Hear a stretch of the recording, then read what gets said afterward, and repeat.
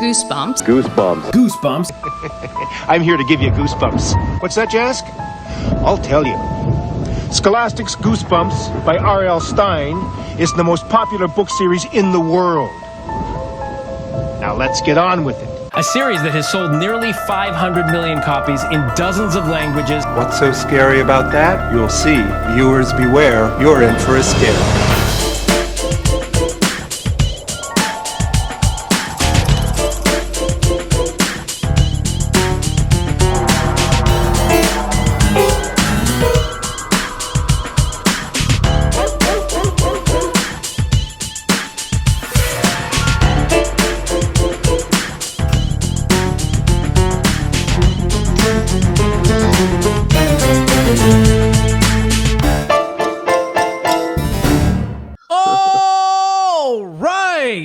You can tell by the title of this episode and the intro, tonight is a special night because we are going to be talking all about the greatest book series to ever exist, Goosebumps, baby.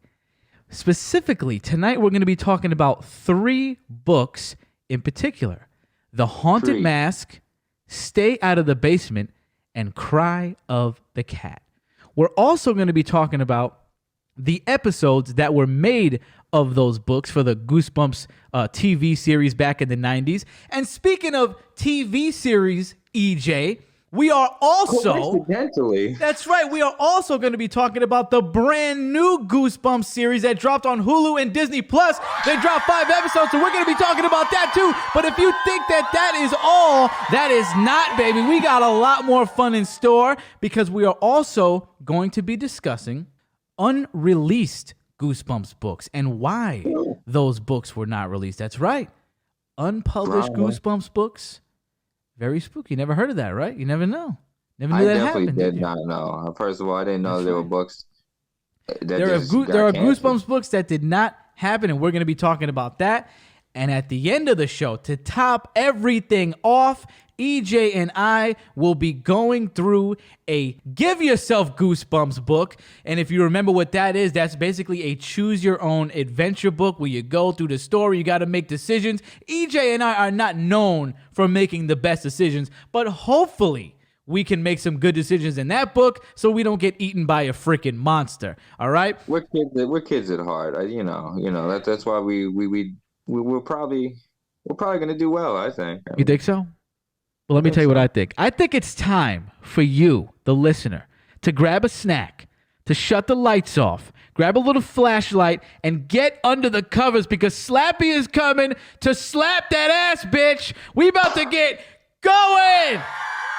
Listen, I have been a fan of Goosebumps since at least kindergarten. Dead ass. That's the first time I can ever remember seeing a Goosebumps book was in my kindergarten class, and I have been in love ever since. EJ, quickly before we get going here, were you a Goosebumps kid, or is this your first dive into the Goosebumps world? No. Like, I don't remember what grade I was in, but I was at least 4, 5, maybe, probably 4. Right.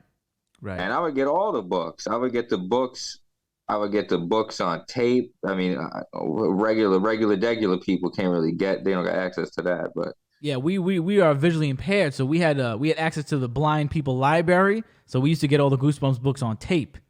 You didn't have to buy them. That never came out for the public. We didn't have to order them or nothing. All the secret releases, dog. That's right. And one of those books was The Haunted Mask, which is what we're going to start with right now. But before we actually talk about our thoughts about The Haunted Mask, here's a little clip of R.L. Stine talking about how he came up with the idea for The Haunted Mask. The Haunted Mask is the only Goosebumps story that was inspired by something that happened in real life. It's the only one. Wow. When my son Matt was a little guy, it was Halloween time. And I was watching him from the doorway. He was down on the floor in the living room, and he tried on a green rubber Frankenstein mask. And he pulled it down over his head, and he couldn't get it off. And I'm watching from the doorway, and he's tugging. And I thought, what a great idea for us. I should have helped him, right? No, you're his dad. You should have helped him. No, I didn't win the Good Parent Award because I started taking notes. Oh, the haunted mask, it sticks to his face. And that's actually where that story came from. He may not have won Best Dad Award, but he damn sure won Best Book Award that year. What? He's a good parent. He's a good parent. He's teaching his kid that he needs to rely on himself. That's right. Self-reliance. And you know what? That's what brings home the bacon is that spooky story. So you can handle the mask. I'm about to go type some words and bring home the bacon, baby. Mom can help you. For your stupid mask. Tell mom to get the Vaseline, stick it up there, pull the mask off. Whatever you got to do, you got to do it. All right? So let's get into it. All right? A lot of people, I'm sure a lot of people will say The Haunted Mask is the greatest Goosebumps book of all time. Now, I don't know if I can confidently say that myself, but what I will say is the concept of the Haunted Mask is the greatest concept of pretty much, definitely of all the Goosebumps books for sure. This is the best concept of all the Goosebumps books, okay? What the first thing I like about this book is that it's just easy for you to write it as, oh, they just go to the shop, the person goes to the shop, they grab the mask, and that's it. But I like the backstory on Carly Beth. Carly Beth is a scaredy cat. Chuck and Steve, those two freaking dickheads, they're always scaring her. They're always making fun of her. They're always calling her a scaredy cat. Putting worms in her sandwich. They're tickling her on the leg and saying it's a tarantula, and then she's freaking out in front of the whole school, and she's running home crying. So there is a real incentive for Carly Beth to want to go get the scariest Halloween mask of all time so she can scare the absolute dog shit out of the bullies. So I really like that background that we get before she gets the mask, a little more texture, a little more background, a little more something to chew on, because it sets up, it's a good couple chapters to set it up. It's not boring. Say that again? We need motivation for why she doesn't like it. She didn't just walk in the store and go, oh, let me get a mask. And you know something? If someone put worms in my sandwich, I would do a lot more than just scare somebody, okay? Well, Carly Beth got to work up. She's not brawling. Right now. It's a Goosebumps book. What are you going to do? She's not going to be. She's being very generous. Her and Sabrina should have jumped him, but it's not how RL wrote it. All right. So that's number one. Is I like the motivation behind it. To me, the book is perfect all the way through. Okay, but it really, really kicks off when Carly Beth puts on that mask and runs up on those two kids, thinking that they're Chuck and Steve, right? And she's like, "You're not Chuck and Steve," but then the mom comes around. She's like, "What are you doing scaring my kids?" Carly Beth is like, "Yo, shut the fuck up. Get the fuck out of here." She's like, "You better get you and your little kids out of here." And then, what's crazy? I'll beat you up in front of your kids. Yeah. Like, don't even say anything. And the crazy thing is, I'm thinking the mom's going to back down and she's going to be like, "Oh, I'm going to call the cops like in the show."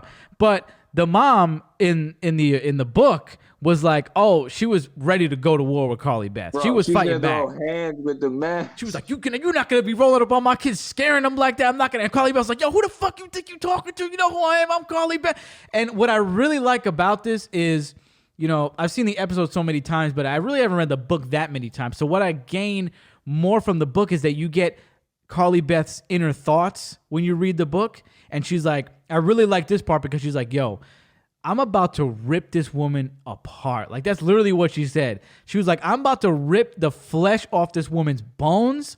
And then Carly Beth like goes into a crouching position. Like she's really about to do it. And I'm like, yo, in that tiger stance. I'm like, this is some sick tension. You know what I mean? Like, you think Carly Beth's really about to wild out, but then the kids pull the mom away, and that's what saves the mom. But Carly Beth was about to rag this bitch up and down the street. And I'm like, you go, girl. You go. Carly Beth goes to a house, bro. She goes to a house. The guy gives her an apple. She said, an apple? Boom! Throws it at the guy's house. Then she scares more kids, the two kids like on the porch, like in the TV show. And I was like, I'm gonna call the cops. Carly Beth, I don't give a fuck about no cops. You call the cops. Call the cops. She got in the little girl's face. So to me, though, the book really popped off when she confronted the mom during the first scare. That might be that might be my favorite scare of the book, or my favorite confrontation of the book, because there's a few. There's obviously the one with Chuck and Steve, and even though that one's good, I like that first one the most. Now, I'm gonna let you get into what you like about the book, EJ, but I got one more thing I want to say here. And I'm gonna say that this is what scares me to this day. Okay? Like, as an adult, a Goosebumps book is not gonna scare you. But the one thing that will make me unsettled and make me just feel a real reaction is when Carly Beth goes home after having the night of her life, and you just see her drunk with power. You feel she's feeling amazing, and that's what's great about adding the beginning of the book, is that you can see how happy she is that she accomplished this. She has all this power now. So she goes home, and now they can't take the mask off. She realizes that not only can she not take the mask off, but there's no line in the mask, right?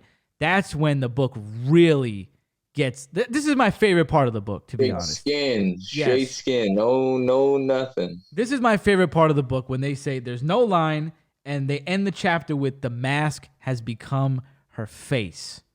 Okay? There's a part right after that where Carly Beth is running around the neighborhood because she leaves Sabrina, because she's like, these are not my eyes. And this just makes me unsettled to this day. And this is a little segment of the beginning of the next chapter. It said, she had no idea where she was going. She only knew she had to run away from Sabrina, away from the mirror. She wanted to run away from herself, away from her face, the hideous face that had stared back at her in the mirror with those frightening, unfamiliar eyes. Someone else's eyes in her head, only it was no longer her head. It was an ugly green monster head that attached itself to hers. To this day, I read this shit last night, gives me chills just reading that, because you can imagine what that would feel like, right? Like, we've all been kids. We've all put masks on. It's palatable. So that's my favorite aspect of the book. As I said, I believe this book is perfect from top to bottom, front to back. How it ends, we're obviously going to talk spoilers on here.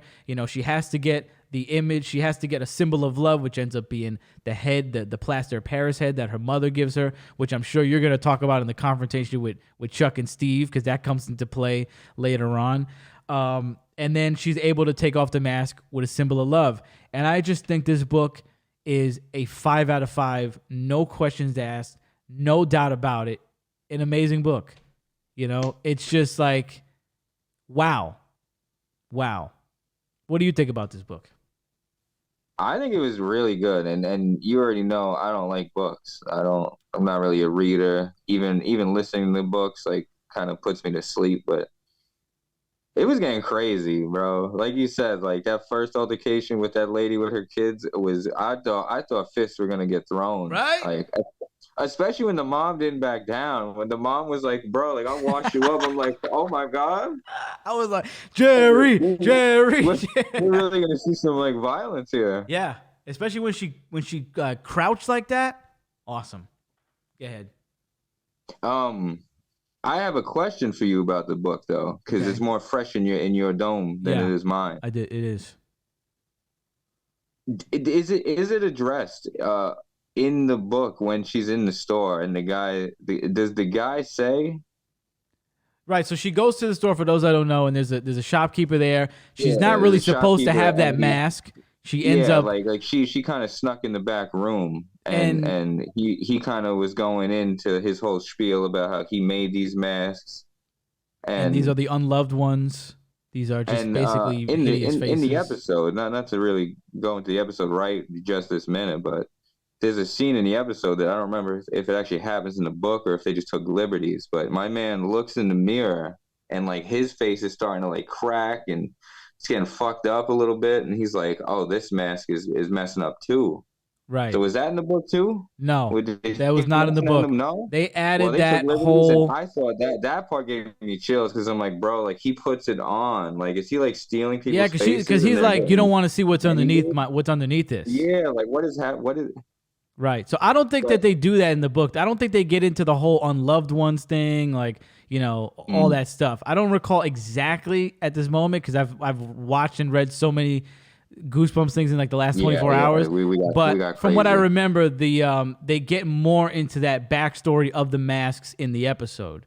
So you're right about that. So what'd you think about that confrontation with Chuck and Steve? I thought it was great because apparently she was like playing it like she was playing off like she was talking for the head, and right at the very end, the head actually talked like it Right. moved. The mouth moved on its own. I Help was like, me. nah, wait a minute, hold on, wait a minute. That's another scene that gives me chills to this day. What's happening, bro? Because like she was dead ass playing, like it was a joke. It was a game, and then it became real. I'm like, nah, see, Right. that's bugged out. And it makes you that's think not like, even is the her mask. soul going to the head and the mask is taking over her body? Just makes you think about like what's really going on there. I don't know what was going on, but that shit Yeah. freaks me out, bro. Right. Very Anything unsettling. And it's like, it's not just like a molding of a random head. Like it's her head. Like her mom made it for her. Right. Like it's so weird. Exactly. Any other thoughts on this book? Your final verdicts? My final thought is her mom has a weird hobby. Plaster of Paris? Very strange. Yeah, I just think it's weird. Like, Yeah, I would not and want to what see kind of a gift is model that? of my Why own would you head. give that? Who would give that to their kid? Like, I made a molding of your head. Like, who wants that? I would not want that. I would not want. That's But you know I'm what? saying. I would like that if I had the haunted mask on and I needed to get it off. That's when I would like that. That's when I would like that.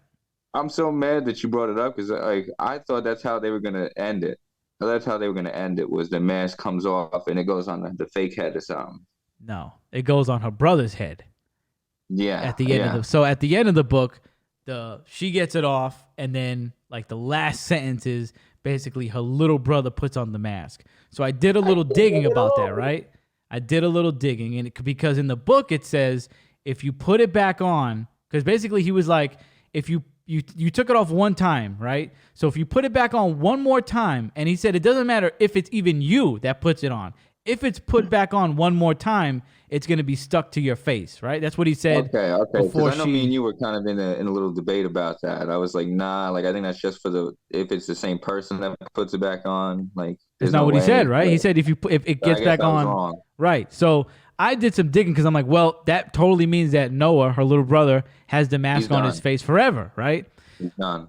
The Haunted Mask 2 was direct sequel because it was Steve or Chuck that puts on a different mask. So I'm like, well, I know Carly Beth is in it somehow, so her brother must be in it. From what I understand, they God, we got they two never masks. address Noah as they basically just kind of brush it off, and they just like bring up Noah in normal context, so that would indicate that he got the mask off. They're not like, oh, Noah, yeah, he's in a room freaking out with the mask on for the rest of his life. They're just like, oh, yeah, Noah, he was down the street the other day. Like, so I guess they took it off his face. What do you rate this book? You What do gave you it a 5, rate this? didn't you? 5 out of 5. I mean, tell me this right now. What's wrong with this book? I dare somebody to call me, to text me, to email me, and tell me one flaw in this book. There is none, pal. R.L. Stein killed it with this. I'm giving it a 4.7. Just 4.7. Now you know you're they retarded. didn't go into detail about how this mask is made in the book, bro. And I think that's kind of important. Listen, I don't need At all least to that. me. I don't need all that. You gave it a I 4.7. do. You can't just have a crazy mask that's going Holy to take control cow. of you without some kind of backstory. 4.7. You're a wild guy.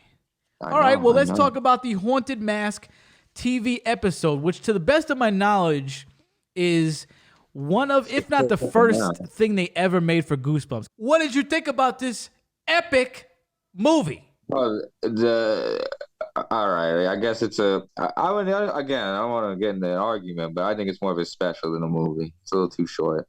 I don't care It's like a special. We don't But I need to think get it's into great. semantics. We I don't think need it's to- really good. Right.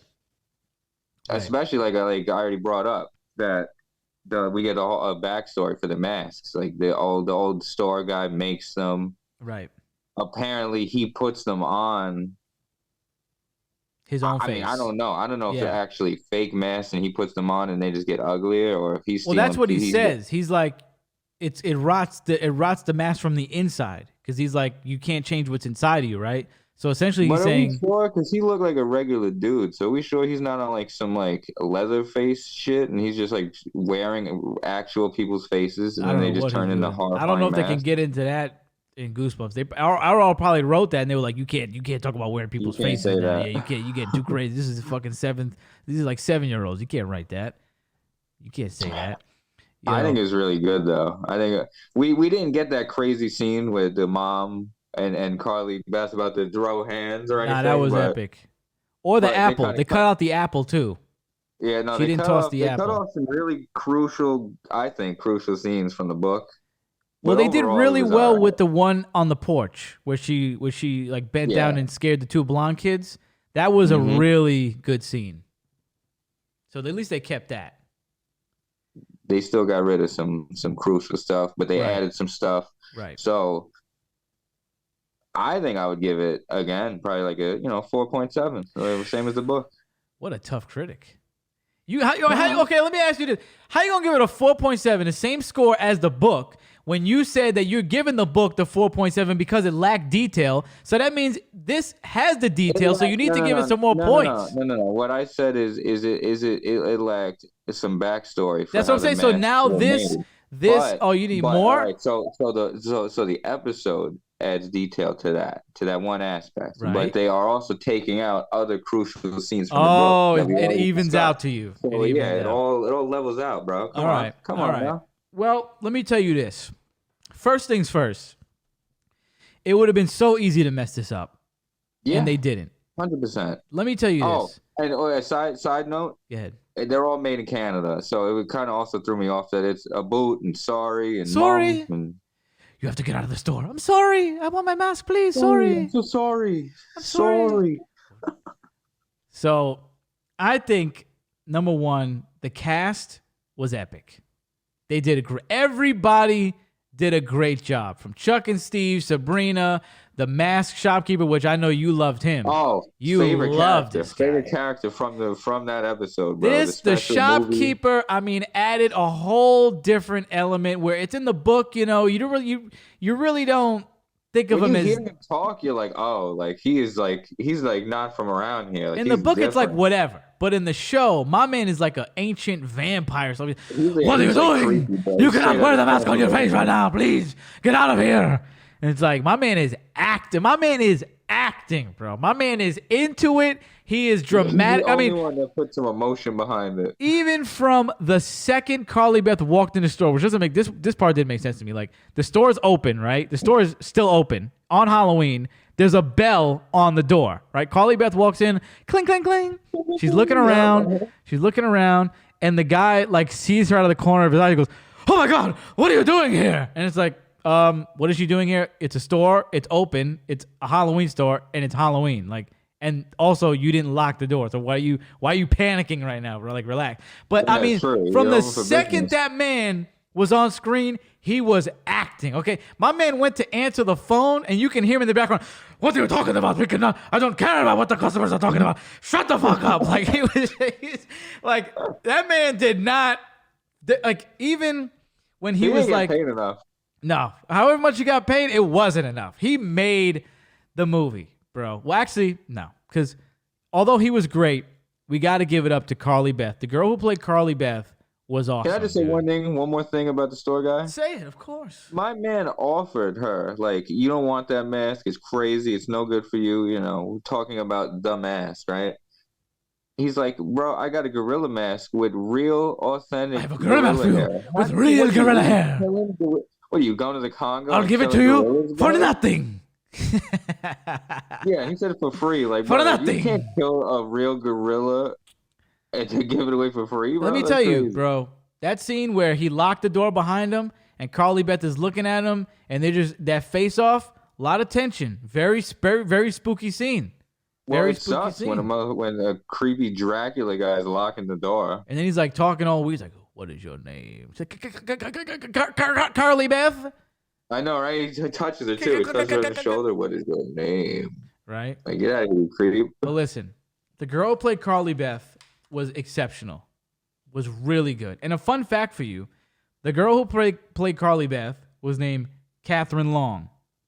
Her best friend, Sabrina, The woman who played her, literally named Catherine Short. You can't make this up. Catherine Long and Catherine Short. L-O freaking L, right?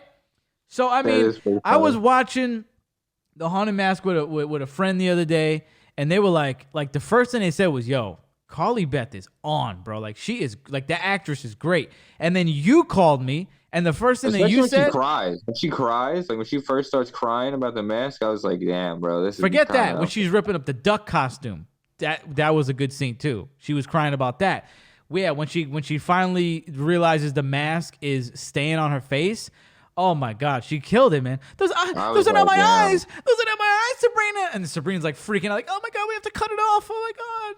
And she's like in the shop screaming and crying. When they tried to cut it off, I was scared. I was like, oh no. Like, please, no, you're going to cut your freaking scalp. Like, stop, no. You're going to scalp her, bro. There's no line here, Sabrina. There's no line here. Like, I mean, absolutely destroyed it, this actress, okay? And to the best of my knowledge, she cooked so hard. She's like, I don't need to do nothing again. I don't think she ever acted really again. Like, there's no credits for her after that.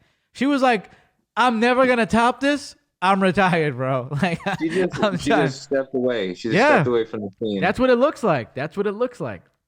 That's crazy. I thought she would. I was actually going to ask you off the air about that. Like, what else are these people doing? What were they in? No, I know like Ryan Gosling was in a few Goosebumps episodes. Like some famous Canadian actors were in Goosebumps episodes, but apparently she's never, to the best of my knowledge, done anything significant since then.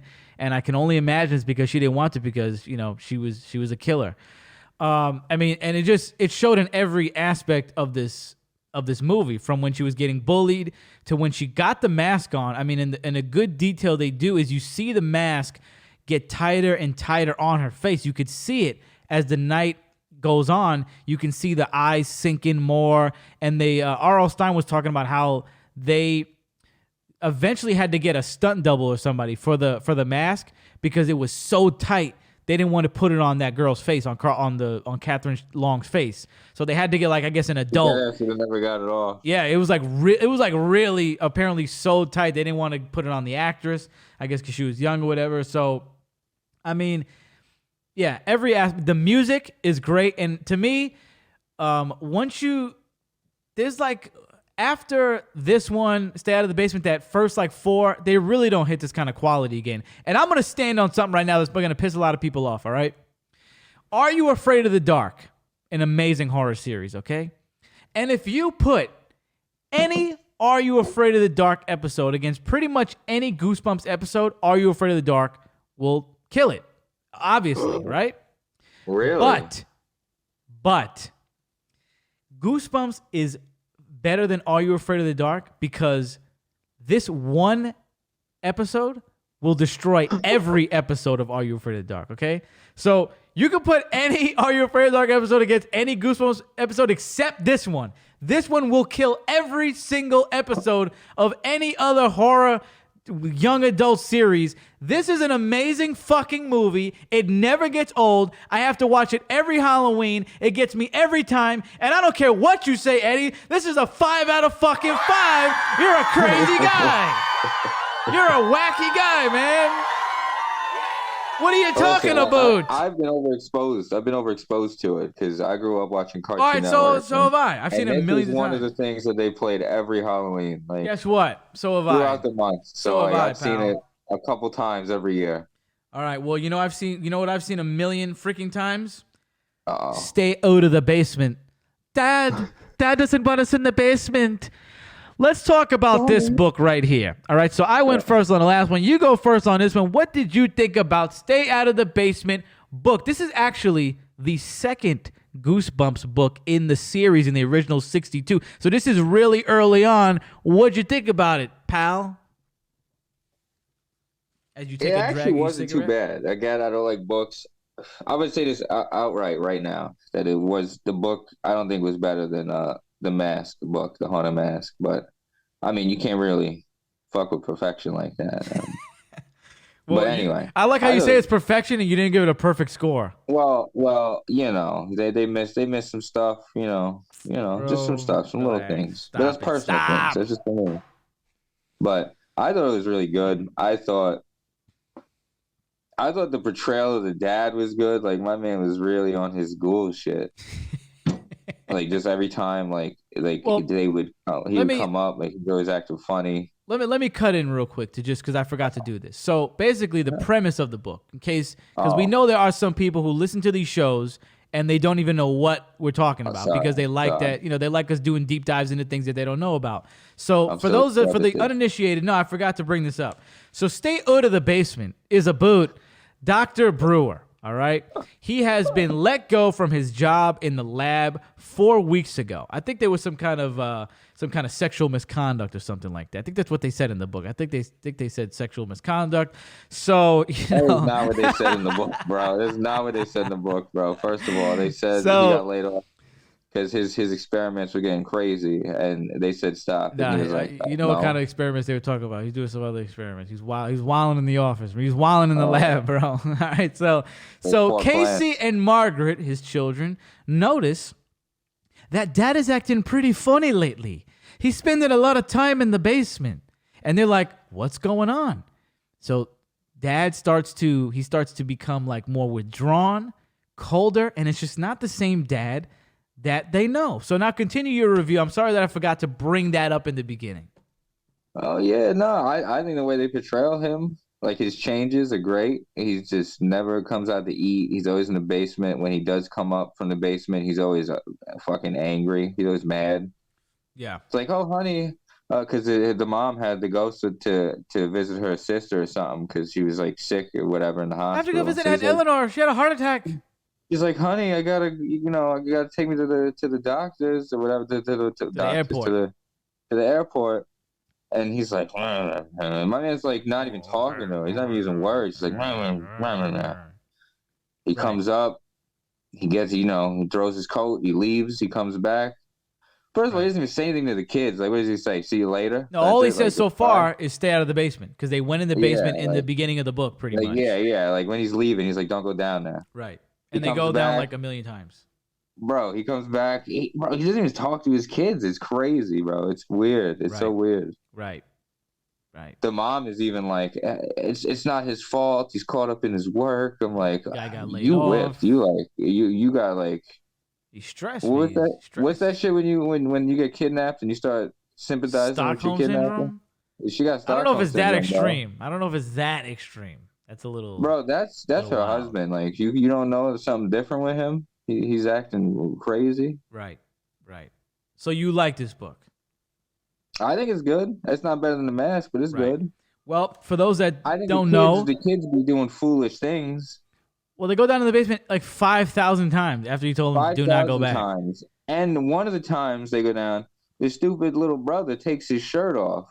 And forgets then some crazy shit happens because the dad's plant a botanist. grabs his freaking arm. Yeah, no, the dad's a botanist, so he's making all these weird things with plants. And a tree grabs the kid. Right. So he runs, like the sister runs down, they get him, she gets him free. And I already knew. Once they got off there, I'm like, this dumbass took his shirt off. Right. Dad's a botanist. So throughout the book, you see the changes in him, and he starts to bleed green blood. The kids see. They see that he's starting to eat plant food. He's eating plant food over the sink like a savage. My man's hat falls off, and they see weeds and leaves growing out of his head. Straight green growing out of his freaking head. And eventually, they get to the end of the book, and what happens is the kids go down to the basement like 5 million times, okay? And I'll get to that in my section of the review. They go down to the basement 5 million times. They finally get to the end of the basement. They figure out that not only is their real father in the storage unit of the storage closet of the basement, but the dad's freaking boss. Was he in the closet or were they just in the fucking game room? No, he's in the storage. He's in the closet. So they end up finding out that their dad this whole time has been a plant clone, a copy. It's a double. Yeah, a copy made of a plant, which is why the weeds are growing out of his head and everything like that. So the real dad and the dad's boss were downstairs the whole time. So at the end of the whoa, you can't even say that because even the regular dad, the real dad had leaves growing out of his head. Remember? Oh, I forgot about that. Yeah. Yeah, so like like that that's like a whole nother plot is that like there's a tussle and they got to figure Right, I was out gonna get who to the that. real I was one. gonna get to that. Yeah. So give your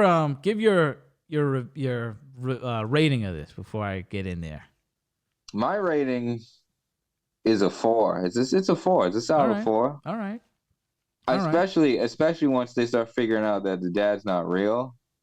Or not that he's not really. He looks like a plant, and they don't really know what to think about Yeah, it. like they just see him looking at flowers in the garden, and they're like playing with a frisbee. So the son, just throws the frisbee at the dad, like, "Yo, dad, catch him." My man turns around, Boom. pink. I mean, Oh hat shit! falls off. Oh, leaves. No, Freaking listen, I weeds. could explain. Yeah, explain Puts to his the hat on, kids. like, listen, nah, it's not what it looks like. His experiment's gone wrong. Like, nah. And then they already knew. They knew right there, like, there's something's going on here. So you give it a 4. I give it a 4, bro. All right. Well, let me tell you this. Like the Haunted Mask, I think this is a tremendous premise. I think it's a great idea, a great title. Okay?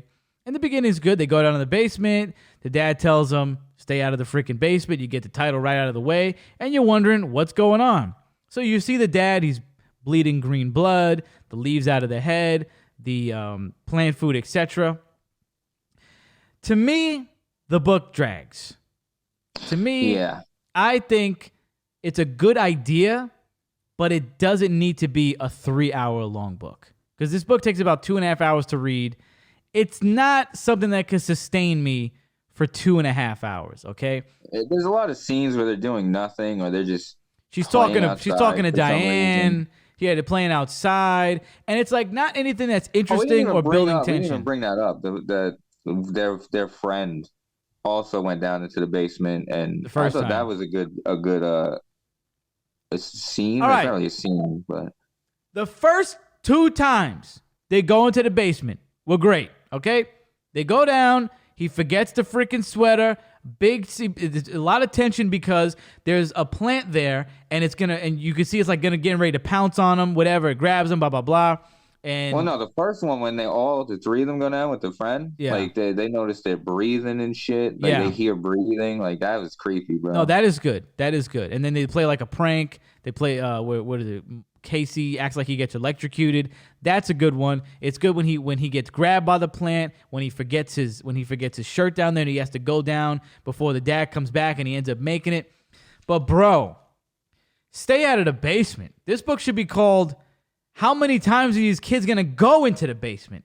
They go in the basement. They actually didn't make it back though either, bro. What? They didn't make it back in time. They were about to run up the stairs, and the dad. Well, was but at the then top. after that, they did it like 5 more times, and they go through the Oh, well, window. yeah. They go down. They find they find what's his name. They find the boss's shoes. Then they go back down again, and they find the boss's freaking sweater. And they're like, "What's going on with this?" And he's like, "Oh, don't worry about that. He got into a cab and he took it off because he was hot." Like, so they go down and they find right? The 2 neighbor different guy. articles of clothing 2 different times.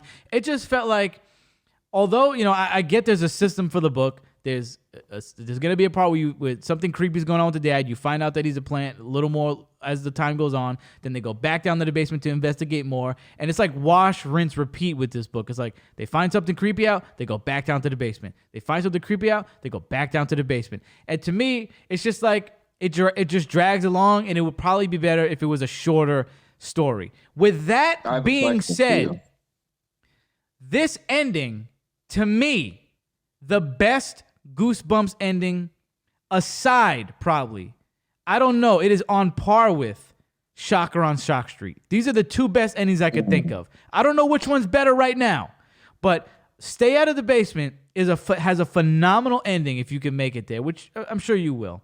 And so what basically happens is, because I kind of muddled, I kind of just like skimmed through it early. We didn't really get to the ending. But they go down. They end up finding out that their father, it looks to be, is downstairs in the storage closet, right? I know. So their father, that has been upstairs the whole time, went to And the neighbor. It's like the neighbor, right? no, it's the boss. The father's boss. The father's boss. Because the father goes to the airport, so they have another chance to go down to the basement for the 16th time. Now they see that their father looks like he's in the storage closet now. So now their plant copy father comes back home and he's like, "What are you guys doing? That's a plant copy of me. That's not the real me." So now Casey and Margaret are in between two different versions of their dad, and they have to figure out which is the best one. Now listen to this. This is the most violent Goosebumps ending you're ever going to get. I don't think it's ever gets like this. So you remember that the dad was bleeding green blood. So Casey's like, you know what I'm going to do? I'm going to literally stab my dad, and I'm going to see which one bleeds red blood. That's what she does. She freaking pokes her dad with a knife. Him and it's red. And it's red. Then her real dad calls her princess. So what does Margaret do? She grabs a freaking axe. Oh, no, the dad grabs the axe, right? And slices the plant copy of himself in half. Epic. Absolutely epic. And I don't think you ever see you don't see like a more violent section of a Goosebumps book again. I feel like we got to go into a little more detail about that, just because the daughter had the axe first. Right. She grabbed it first, and I don't remember exactly how the actual dad got it. She must have dropped it, or maybe but shit got crazy, bro. Shit got so real. Yeah, she was in between it. Yeah, we got this. She's in between the dads. They're like, no, I'm the real dad. No, I'm the real dad, blah, blah, blah. And then she ends up stabbing the dad, blah, blah, blah. So I give this book a 3.3 out of 5. It's not something that I don't think I'll ever read again. I've read it, and this is probably only the second time I've ever read it, okay? It's slow. It's very slow. And then it's like, okay, so there's not a lot of readability here. Because I'm sure it's better on the first read because you don't know anything. But then once you get it, you're like, well, I know what's going to happen. It's not that interesting. The Haunted Mask, you could reread that. Many other Goosebumps books you can reread because they're just so entertaining. This one is not really that entertaining. It's pretty slow. So that's why I'm going to give it a 3.3 out of 5. Okay? Boom. There you go. Now, let's get to the episode. This was accompanied with the Haunted Mask, because these were the first two Goosebumps videos I've ever seen, was the Haunted Mask and Stay Out of the Basement. This is one of my favorite Goosebumps episodes ever. On the opposite end of the spectrum here. Although I think the book is dull, I think the episode does exactly what needs to be done with this story. Because the episode is 40 minutes. It's a two-parter. So you're literally cutting out like 2 hours of story. You're cutting out 2 hours of time, invested into this story. It's like boom, bang, boom, boom. So the first thing I really like about it is they change up how they find out that their father's boss has been kidnapped by their plant copy father. Because in the book, they go down, they find his shoes, they find his sweater, like piece by piece, they figure it out. But in the show, Margaret and Casey are snooping around. Margaret's in the dad's bedroom. The dad comes in, so she has to hide under the bed. The dad sits down. The boss's ID falls out of his pocket or something. So now she sees that he's in possession of the ID. Prior to this, they heard the doctor and their father and the boss fighting in the basement, and they never saw him leave. So they didn't really know. But once they see his ID, they know something's up. Then the father leaves, and Margaret ends up, I think this happens before the ID.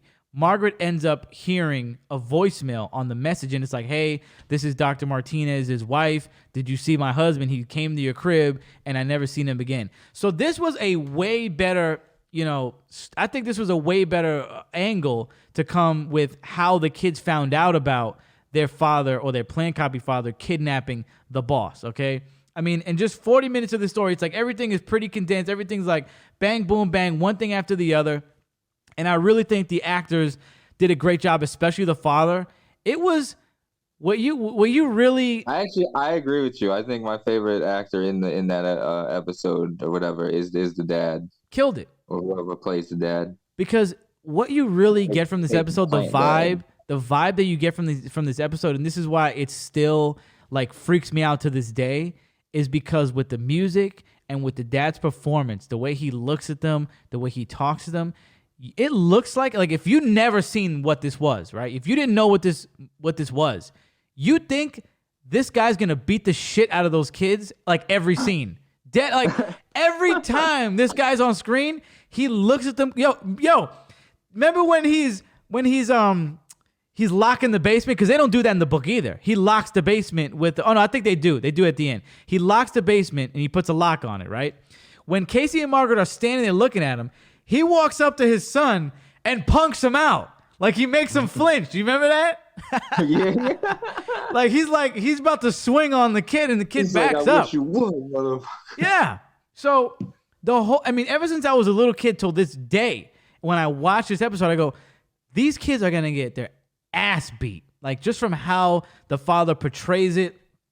And my favorite scene of this whole thing is, and this scene in the show, and it's my favorite part of the book as well, is when the father is trying to make the kids eat the plant food. Because we didn't discuss that in the book portion, but there's a part in the book and the TV show where the father calls the kids down and he's like, you're going to eat breakfast. Check this out. And it's like some green mush, which actually looks good to me in the episode. I saw that and I was like, I would eat that. That looks good, right? But the way there's so much tension with how the kids are acting, with how the father's acting. He's like, eat it. Like it just keeps escalating. He's like, eat it.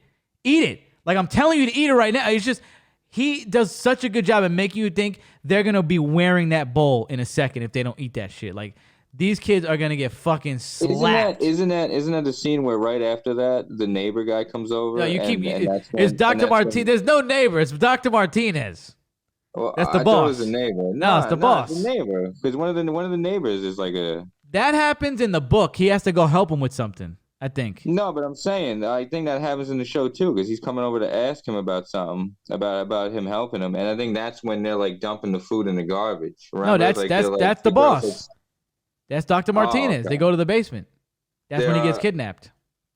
Because at that time, that's when the daughter's sneaking over to the garbage and dumping the fucking food. Yeah. So that's how they get out of it. The Dr. Martinez comes and they end up dumping the food. But before that, man, ate it, what do you think would have happened? You think they would have been plant people?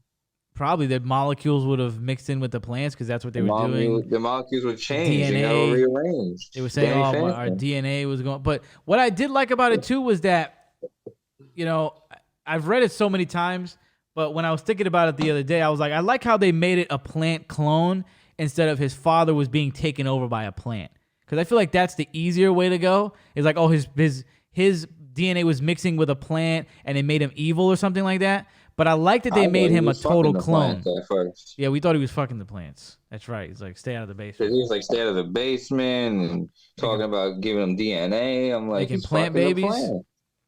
So obviously, the ending of the TV show did not live up to expectations because they cut out the axe. They ended up replacing. They ended up replacing the axe with weed killer, which is smart. That's a clever thing to do. I did like that.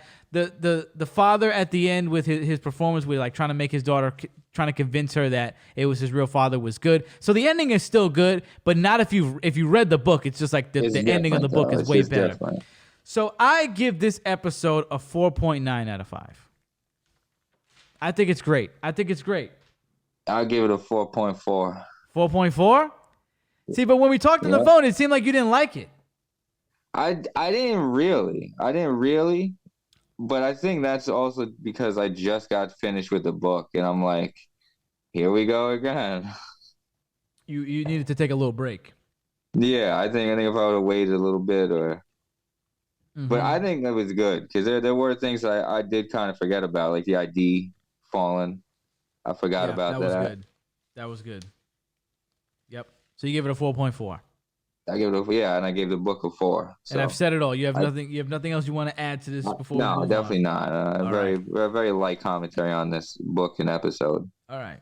Well, let's move on to our final book and episode, and that is this is from the Goosebumps 2000s series. So this is our favorite series, by the way. Our favorite grouping of books. This is away from the original 62 books. So for the uninitiated, there was 62 original Goosebumps books with Stay Out of the Basement, Haunted Mask, all these books, the classics. But then there came a point at, say, 97, where the Goosebumps books were the hottest. This is the second, I think, best book series to this day under Harry Potter. But at the time, it was probably behind Harry Potter. But at the time, Harry Potter wasn't out. So this time, Goosebumps took over the world, okay? From 1993 to 1997. And I think it was still number one in 97. But around 97, they noticed that the sales began to diminish. And I guess interest in Goosebumps began to wane a little bit. So they decided that they were going to freshen things up and create Goosebumps 2000, which was supposed to be scarier. The covers were supposed to be scarier. The stories were supposed to be scarier. And I was going to say the cover art, it was actually really good for those books too. Very good. Very good. Cry the Cat is one of my favorite Goosebumps books covers ever. Okay? Bro, really good. But I have a clip of R.L. Stine and Tim Jacobus, who is the man who created the Goosebumps covers. He's the illustrator, talking about Goosebumps 2000 and how it was supposed to be scarier than the original. And here is what they had to say about that. We moved on to the series 2000. This one was called The Graveyard Ghouls.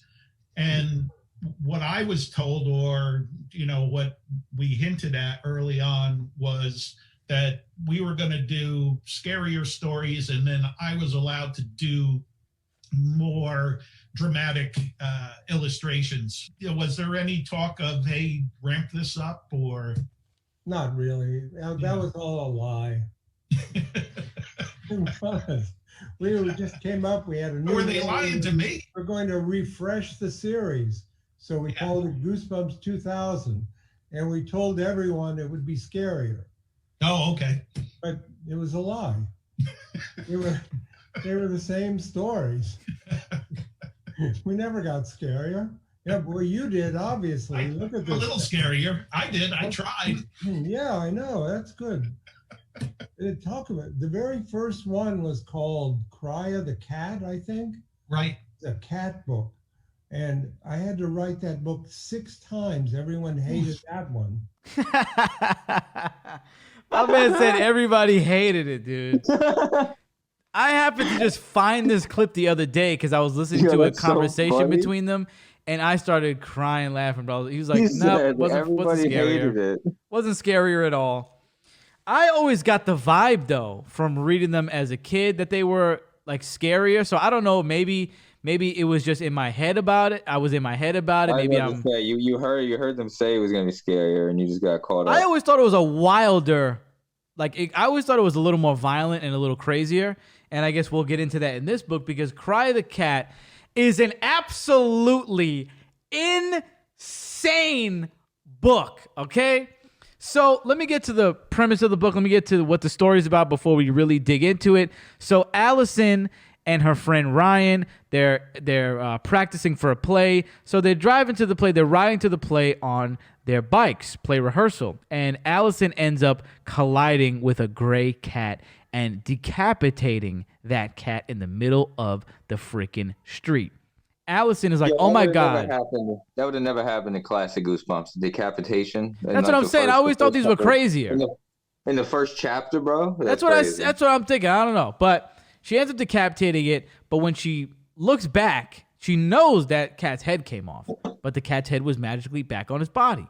So she goes to a house and she's like, yo, I think this is your cat. And the chick is like, oh no, look, that's our cat, but we don't want him. Like, that's you fucking with the wrong cat. Like, we don't want him because then he wants payback now that you killed him. Well, the cat ended up springing out of her hands and coming back to life. So now they're like, what the hell? So this girl, Crystal, that was at the house, she's like, no, that's Rip. That's our cat, but our mom's not going to like that you did that. He's evil now. He's going to come back. He's going to fuck you up. And she's like, oh, okay. So Allison ends up going to play rehearsal, and She goes to take something out of one of the cabinets on stage, and Rip comes right out of the freaking cabinet in front of everybody. Now, what I thought was interesting about this was that a lot of times in Goosebumps books, they'll set you up at the end of the chapter, and they'll be like, and then a big monster came out and slapped you in the face. But then when you get to the next chapter, it's like, oh, well, it was actually a towel, you know?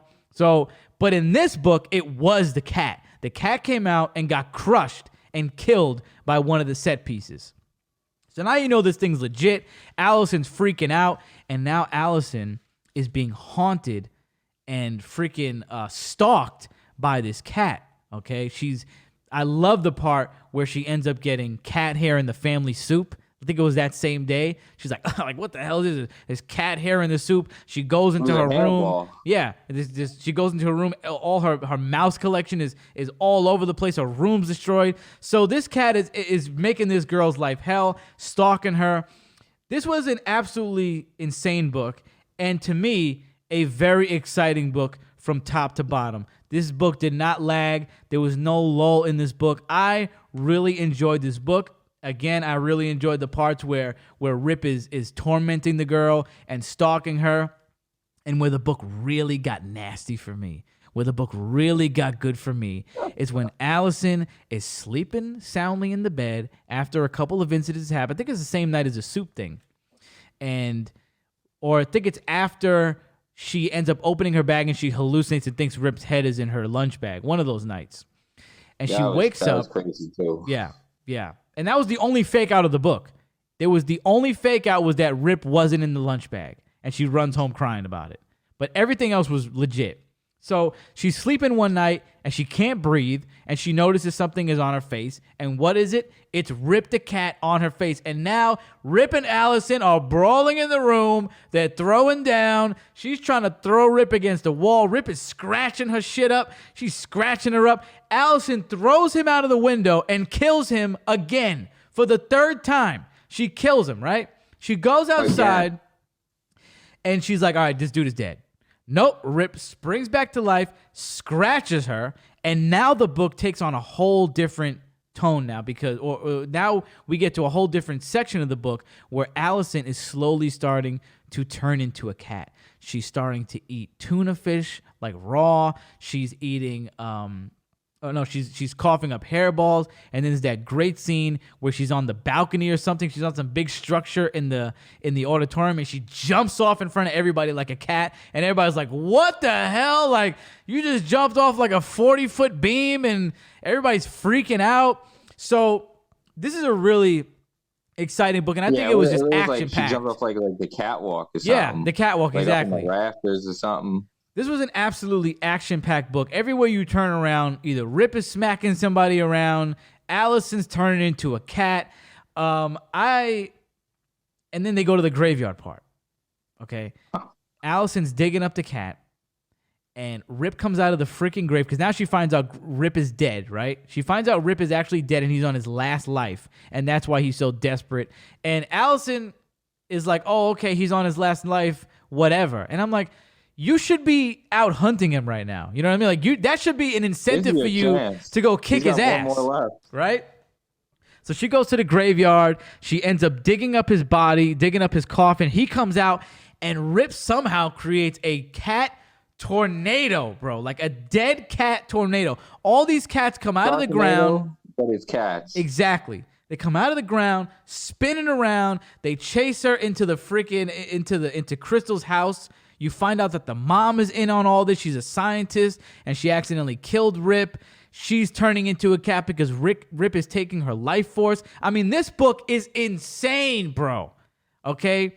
You end up, at the end, she ends up throwing a fake mouse onto the ground, so all the ghost cats end up swarming Rip and ripping him apart, and he dies. Yeah, her weird hobby actually saved her in the end for some reason.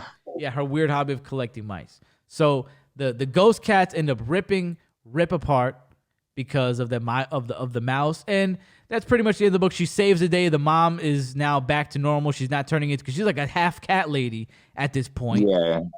And all is well until you find out that apparently Allison and Ryan are now still have the cat traits because he got scratched too.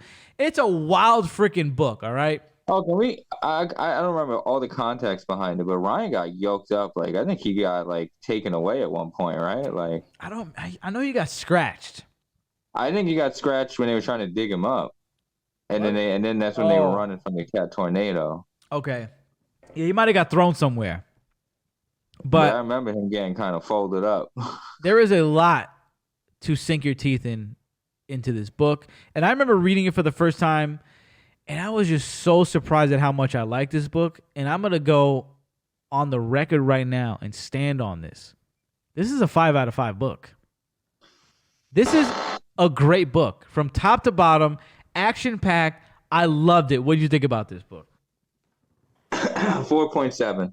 Wow. All right. So what did you think about it? I thought it was, listen, it's all right. It's okay. To me, it's not that it drags, but there are some scenes I'm like, all right, we get it. You're trying to figure out Rip's deal. We get it. You're in the creepy house. But, but whenever Rip shows up, it's on. It's on. It is crazy. It's crazy, bro. He's really like, he's trying to kill people out here, bro. Yeah. He was trying to kill her. He was trying to suffocate her in the bed. It was insane.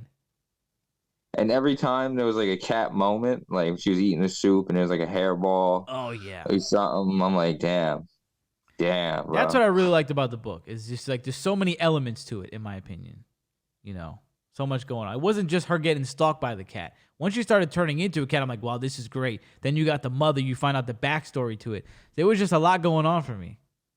There was a lot, especially with that weird family. Yeah. The daughter's like, he wants payback now. Like, can't you give me more information than that? Like, the fuck? Nah, bro. Rip's the man. Well, listen, R.L. Stine had to write it 6 times. But I do think the episode, for me, 5 out of 5, bro. Wow, 100%. We're gonna get into the episode. Tell me what you think about it. That's probably the. Because you want to talk about how they did the other book, State of the Basement, different. Like certain scenes, no, they did everything different. Like it's not a play. They're actors now doing a movie. Yeah, instead of it being set around a play, Allison and Ryan are actually big Hollywood actors, and they're making a movie actors doing called this, Cry of the Cat. movie.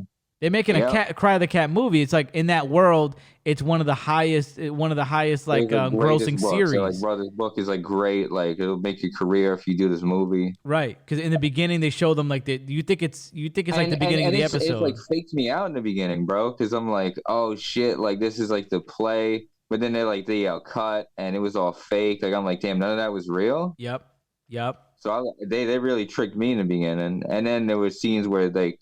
Again, she hits the cat. They're not going to show it get decapitated or anything, but she hits the cat. No, it's funny. You don't even see the cat get hit at all. Nothing.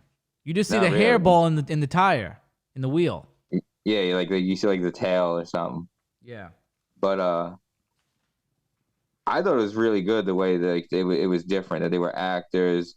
She was at one point, Rip was fucking with her on the set, but they didn't see it, so they just thought she was crazy. Like, go take a break, like go chill. As opposed to the book where everybody saw it. Yeah. Well, there was a moment at the end where they all saw it, but then it wasn't there, and they were like, "Oh, well, maybe we all just hallucinated it." Yeah. But I thought it was crazy that they dead ass were like she's losing it. Like we are gonna replace her. Like she's not gonna be in the movie anymore. We're replacing her. Mm-hmm.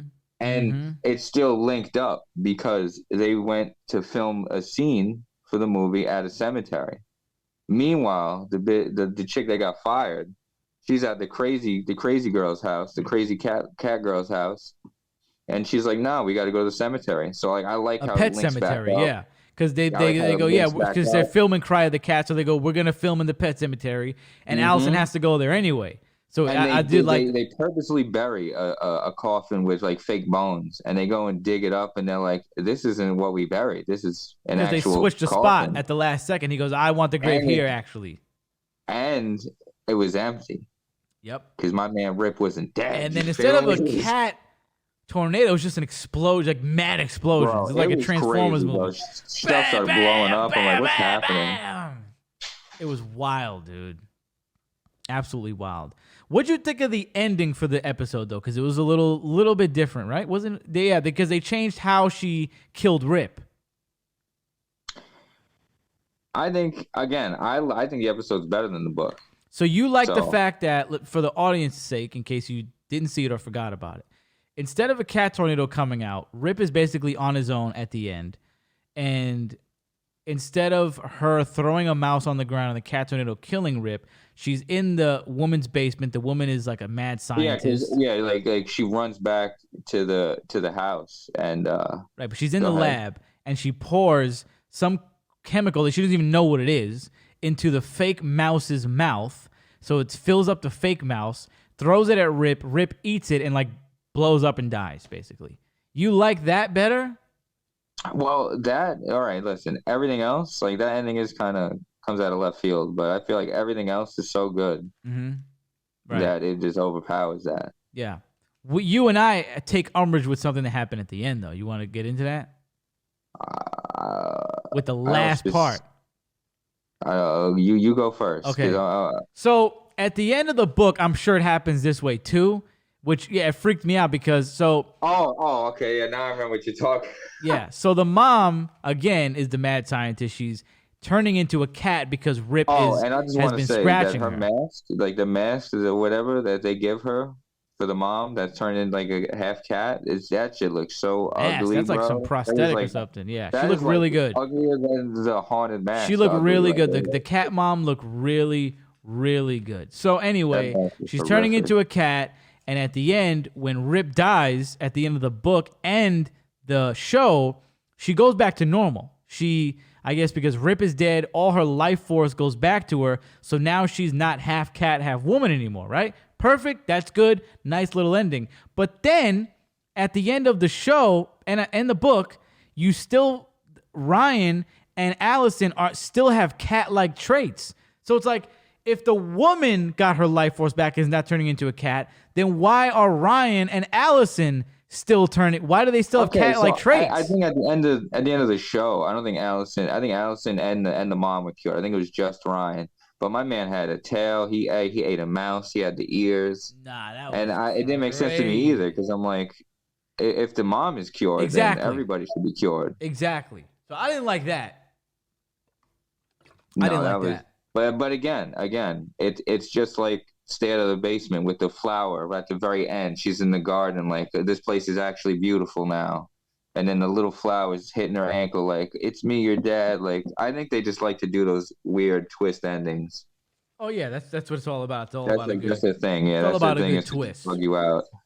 I am like you. I really much enjoyed the way they switched it around, the changes they made. It's different. I like the way they made the changes. And one thing that some of you may know about me, for some reason, I don't know, I always really, really love books and movies that take place during a play or a movie. R.L. Stine did another book called Midsummer Night's Scream, where the kids are running around, they're getting chased by somebody, but they're on a movie set because they're filming a movie. So I've always liked it. Freddy Krueger, New Nightmare, takes place on a movie set. So I always love those. So both the book and the show I really liked, but I especially liked the episode because the movie element was really good, that she was getting haunted on set, all the stuff was happening. I think the fight scene could have been a little better, but the problem is Rip did not look good in the episode. It looked like a big rat.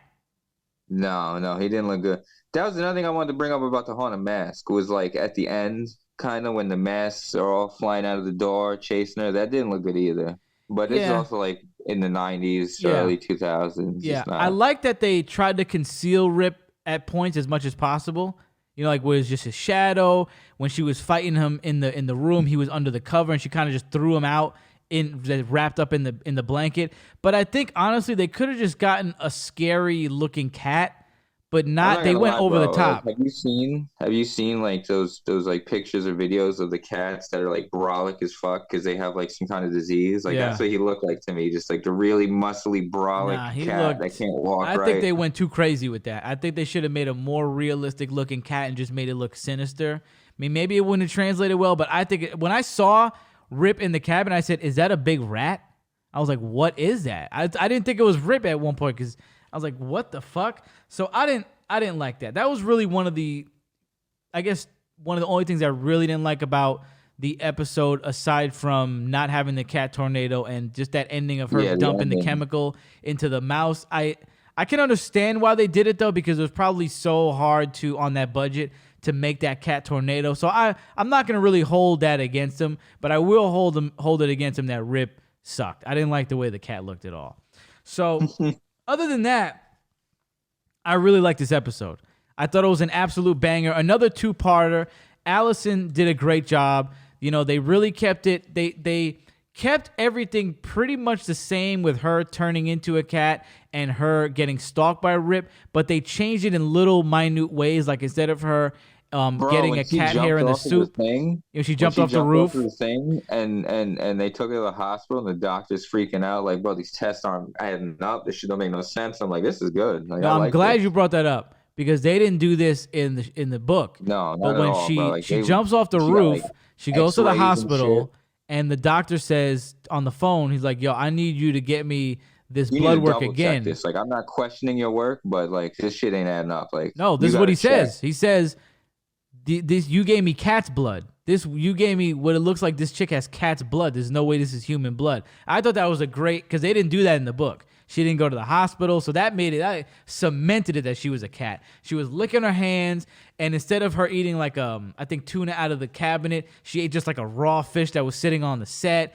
They had her, instead of her getting a hairball in the soup, she got a hairball in the water bottle. So it was a really good. They just did a bunch of good little twists, but they kept the spirit of the book the same. And I think that this is a solid 4.9 out of 5. It's not a 5? I don't think it's a 5. Rip was... Just because of the ending, right? The ending and Rip were not it, but the fucking makeup on the mom was awesome. Bro, she was looking sick, bro. They did a great job. That should have been one of the masks in the store, bro. That shit was scary. And I kind of liked how, instead of waiting till the end, I don't think I have a preference, but you know how at the end of the book, the mom explained everything? I like how when Allison went into the house, Allison saw all the news articles about the mom, and she's like, "Oh, she's an award-winning, like, you know, doing all this scientific evidence on cats and stuff." And then Crystal comes along and she gives her all this explanation before they see them downstairs. You know what I mean? I thought that was an interesting way to put it. Bro. They put the backstory in a different portion of the episode. So 4.9 for me, still an absolute banger, man. But I prefer the book. I see that because it got a 5.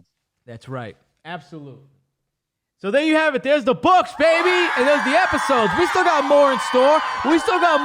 For you. Don't even worry. Like I said, we're going to be talking about the Hulu episode, the Hulu show next. They dropped 5 episodes of that. After that, we're going to be talking about Goosebumps books that were never released, and then we are going to talk about we're gonna read the Give Yourself Goosebumps books. So let's get into the Hulu show. So this is the moment of truth. This is the moment of truth right here. We haven't had a Goosebumps show since the 90s, right? Like, when's the last? We had the movie, and that wasn't spectacular. And the guy that was involved in making the movie, Rob Letterman. Right? Yeah, the guy that was involved in making the movie, the director, Rob Letterman, had a big part to play in the show. So it's very interesting to see where this goes. Pretty much the story of the show. We're not going to do spoilers, by the way, so don't worry. You don't got to turn us off. I just wanted to bring something up before you go into detail about that, and that was that you brought up to me that there was supposed to be the first Goosebumps movie that got canceled, but they were going to have who to direct it? Tim Burton was in talks of directing one of the Goosebumps would or books. Would not be the best Goosebumps movie. It would have probably been amazing. Yeah, Tim Burton did a Goosebumps book. Fabulous, bro. It would have been crazy. Right. So the story behind this show is in 1993, there was a kid. He was in his home alone, And all of a sudden, he starts hearing like knocks at the door.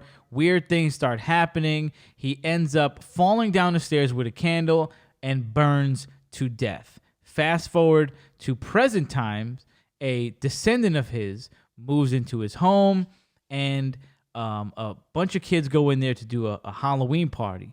And after this Halloween party, everything starts going crazy because there are there are basically haunted items in this house. They get released, and also the spirit that are all references to like Goosebumps, right? And the spirit of the boy gets released because then he possesses the descendant of his that moves into the house, inhabits his body. And now the spirit of the boy is running around possessing this guy. All the elements are out which there. Which happens to be their teacher, their new transferred teacher. The new teacher, exactly. So you have involved in this, you have the camera from Say Cheese and Die. You have the Cuckoo Clock of Doom. You have the Haunted Mask. You have Slappy the Evil Dummy. You have the worms from Go Eat Worms. So all these things are out and about. Now, let me just get to what I like about the show initially when I found out what this was about from the first episode, okay? Was I like that, unlike the movie, because this is what I thought they were going to do. And I take back what I said. Especially because Rob Letterman was involved and he's the one that made the movie, is I thought this was going to just be basically a retelling of the movie, because I thought it was going to be all the Goosebumps monsters and elements of Goosebumps were going to be running around the town, and Goosebumps was actually going to be like a thing in this universe. It's not that way at all. Goosebumps does not exist in this universe that we know of. So it's not like the Goosebumps monsters are coming out of the books and overtaking the neighborhood. No.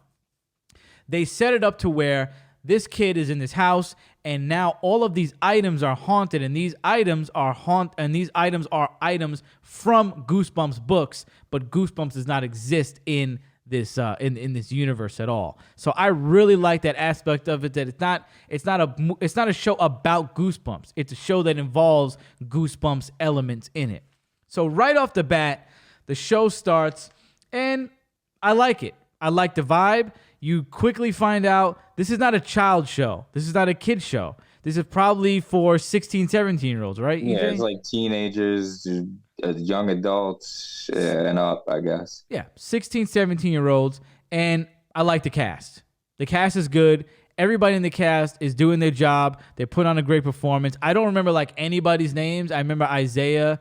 I don't remember any characters' names. Yeah, there's Isaiah there, and there's a bunch of other kids, but they're doing a great job. So I watch the first 5 episodes. The first one is about the Say Cheese and Die camera. Isaiah takes that out. The second one is about the Haunted Mask. The third one is about the Cuckoo Clock of Doom. The fourth one is about Go Eat Worms, and the fifth one, which is the latest one, is called Reader Beware, and it's not based off of any specific book. So I get past the first episode. I like it. I'm going to move to the second one. I get excited because the second one is obviously the Haunted Mask, like I just said. So now I'm like, listen. I've only seen 2 episodes, so I can definitely agree. The second one is crazy. I'm thinking this is where we're really going to see what's up with this show, because you could mess this up. And I thought they were going to mess it up at first, because I'm like, all right, the Haunted Mask that you see in the show is just a plain mask that you don't even put over your head. It just goes over your face. So what I like about the show too is pretty much every episode up until No, it definitely goes over her head, bro, because she pulls the whole thing off. Well, we'll get to that. All right, pump your brakes. Hold on. Pump the brakes.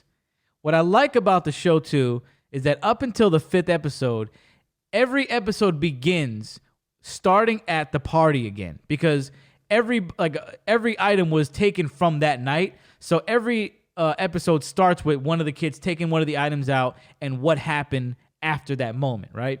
So you find out like what everybody's role was that night. So you rewind back to the night before. You find out this girl took the Haunted Mask. And again, I'm not going to give too many spoilers away, but it kind of has the same backstory as Carly Beth. The girl is like a nobody, essentially. Like nobody knows her, nobody cares about her, nobody has any thought about her. People just like push her out of the way, and she's just not exist. And people, if they see it, like if they interact with her, they don't even respect her. Like the kid breaks her They don't even know her drone. name. They can't even get her name right. I don't even know her name. And I've watched 5 episodes, right? So you see her get this mask, and it's a very unassuming mask, but it starts beckoning to her. It's like, oh, hey, Alyssa, whatever her name is. You want people to recognize you? You put me on. I'm gonna show you what to do. Blah blah blah blah blah. They don't they don't respect you. So she puts it on. I'm like, all right, puts it on, and all of a sudden, after I think the first time, so I think maybe the second time she puts it on, the mask completely transforms into the haunted mask, pretty much that we know and love. Because the mask is like a white mask, I think, with a strap on the back. But then it totally consumes her face, turns, what is it, green? Yeah, and there's no strap. It's like, it just completely submerges her face. Yeah, it turns into a ghoulish face, like the complete opposite of what the mask is on the regular, right? And I'm just going to say this right now. I'm going to spoil this one little part. Just allow me to, okay? This girl beat the shit out of this kid. And this is when I knew, bro, like, I did not know at this point, like, who this show was for. Because it kind of goes slowly. You find out, like, okay, they talk about people having affairs and, like, they might curse a little bit. Like, they might say, like, bitch or something like that. So, but this was the moment I knew this was for teens, because she took the skateboard and mollywopped this boy in the street. Oh, yeah. I was like, that's what I'm talking about. There's some regular skater dude and beats that ass. For some reason, it was like in the middle of the night, and he just decides to go out and skate, and he eats it, right? He just fucking eats it. He's on the floor. His skateboard goes flying across the street. And all you hear is it dragging on the floor, and you just see this figure dragging a skateboard. My man said, bro, that's expensive. Don't drag it, bro. Throws it across the fucking street at this man, hits him. He's down. And beats his over and ass. Beating him with it. I'm like, bro, what is happening? And that's as far as we're gonna get. We're not gonna get any crazier, all right? But you slowly find out that there's a lot more to the story about the kid. The parents are involved, and like one of the parents is trying to tell everybody else.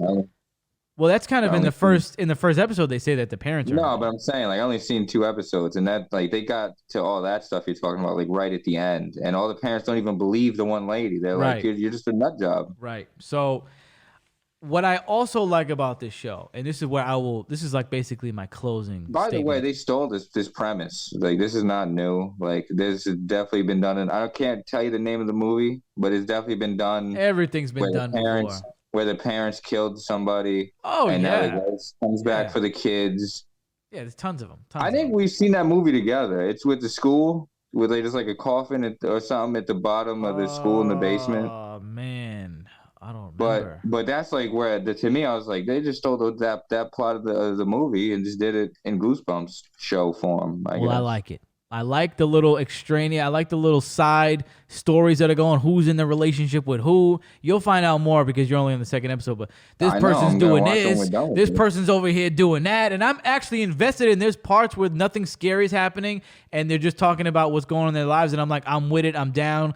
Cuckoo Clock of Doom is another great episode, which comes right after this, which involves the gay kid. I can't remember his name right now, but he's my favorite character, the gay kid. And you said the same thing, right? No, he's cool. Like, he's the best. From what, like, we don't really see him much. Oh, right. Yeah, you don't see him. I've seen, because Cuckoo Clock of Doom is his episode. That's all about him. Well, that's again, right next. Like, up to the first 2 episodes, like, you see him, but he's like a side character. Like, he's there, but he's not always there. Well, trust me, he's there. He'll disappear, he's come there. Back, and he's tell, there. Like, oh, this happened to that, Literally, the next episode is his episode, so get ready. I'm but ready. Finally, what I really like about this show, too, is the way they are building up Slappy. Because they didn't bring him out yet. And actually, they did a good job because episode 6 is where Slappy comes out. So where I stopped is they're already talking about him, right? But I like the way they're doing it because they've only said Slappy's name once or twice in the 5 episodes. What they keep doing is the spirit of the guy is like, I'm looking for him. I need to find him. I need to find him. I need to find him. And then the parents are like, he's looking for him. He's looking for him. And you slowly find out they're talking about Slappy. So I like that they're building it up and they're making him seem way scarier. Do you think it's going to turn into a Chucky situation where he just inhabits Slappy and just starts beating the fuck out of people? Well, Slappy's on his own. I think Slappy, they're going to read the That is magic his own words. entity? Yeah, Slappy, they're going to read the magic words and Slappy's going to come back to life. So the kid is, and you find out that he's connected to Slappy. Like he's looking for Slappy now. He was involved with Slappy way like when he died. So it's building up and I cannot wait. I cannot wait until the next episode. And I never thought I would say that. I'm saying I need to watch more of this. I need to go finish. this show is a banger, dude. It's funny. It's creepy. Well, not really creepy, but there's the characters are good in terms of or the elements are good with the camera. The elements they picked are good. It gets wild, man. Good. Yeah, it's a really good show, and I'm very surprised. And I take all the shit I was talking back because I was under I was under a false idea of what was going on. You were like, it's gonna be worse than the '90s one. I'm like, damn. Well, I mean, really? I don't know. Yeah, this is a whole different story now because this is a continuous, it's not episodic continuous at all. story now. Yeah, this is a really good show, and I can't remember the last time I was like, I'm gonna keep up with this show.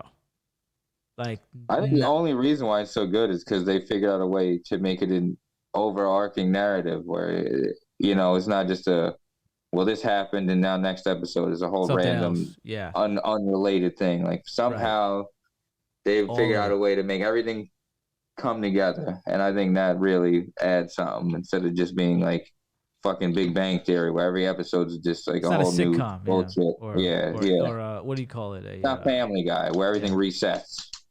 Yeah, or an anthology.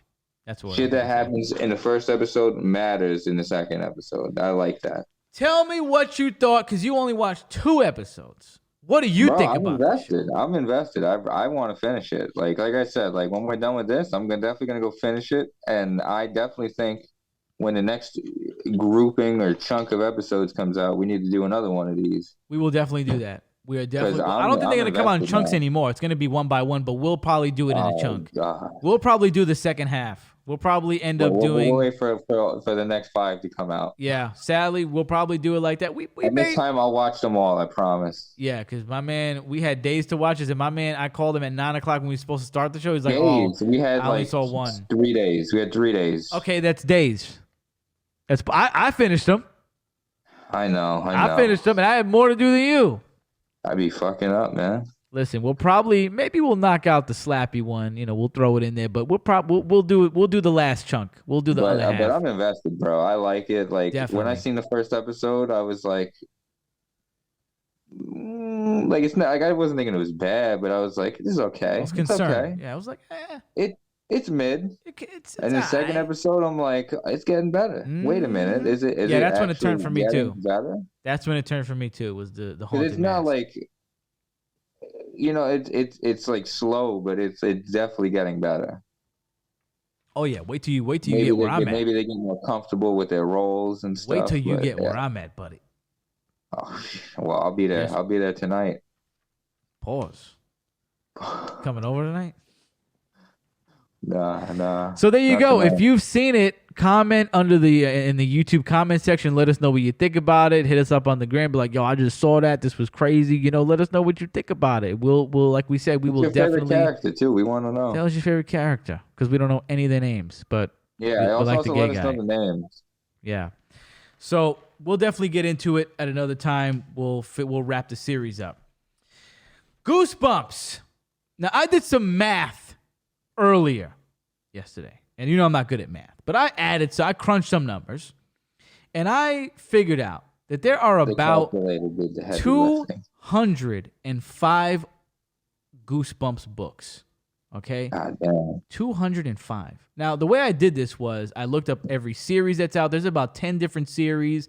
I added all the books together. I didn't add in books like that were novelizations of the movie or activity books, and I damn sure didn't add in the Goosebumps Presents book because I thought those were insane because Goosebumps Presents, right? This is, well, you're going to rack your brain with this one.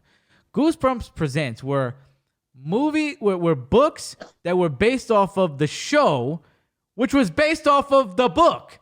So it's like they make the show off the book, and then you're gonna make a book based off of the episode of the show. You know what I mean? It's like, just read the book.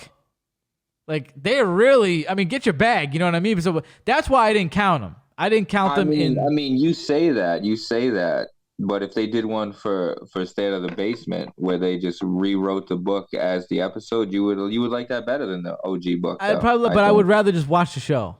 I'd rather just watch it. I'd rather just watch. So I didn't count those in my count for how many Goosebumps books there were. And like I said, I didn't count. Yeah, we're not counting remakes and remasters. I didn't count the Monster Edition because the Monster Edition just has two or three books that already came out, but they just clump it in one.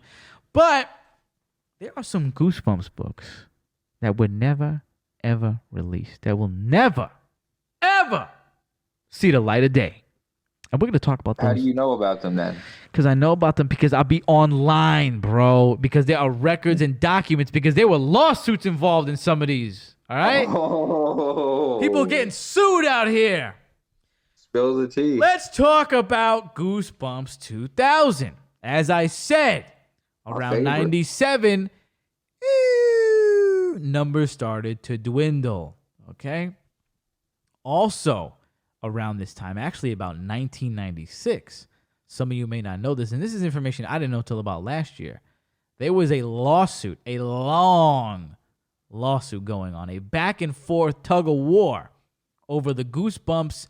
What was it? The rights to the promotional rights to Goosebumps, which were between Parachute Press, which represents R.L. Stine, and Scholastic, right? They got into a beef because Scholastic was like, Parachute Press is overstepping their bounds. They're doing these little promotion things, and we don't like that. Parachute Press is like, fuck you. We're supposed to be doing this. Scholastic was like, Scholastic ended up holding some funds from R.L. Stine, so they're not giving them the money.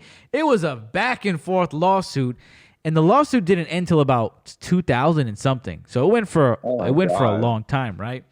But because of this lawsuit, a lot of things got shelved. A lot of things got thrown to the side, and the movie, like the first, like movie the movie, probably, yeah, the like the movie that we were talking about that was going to be really good.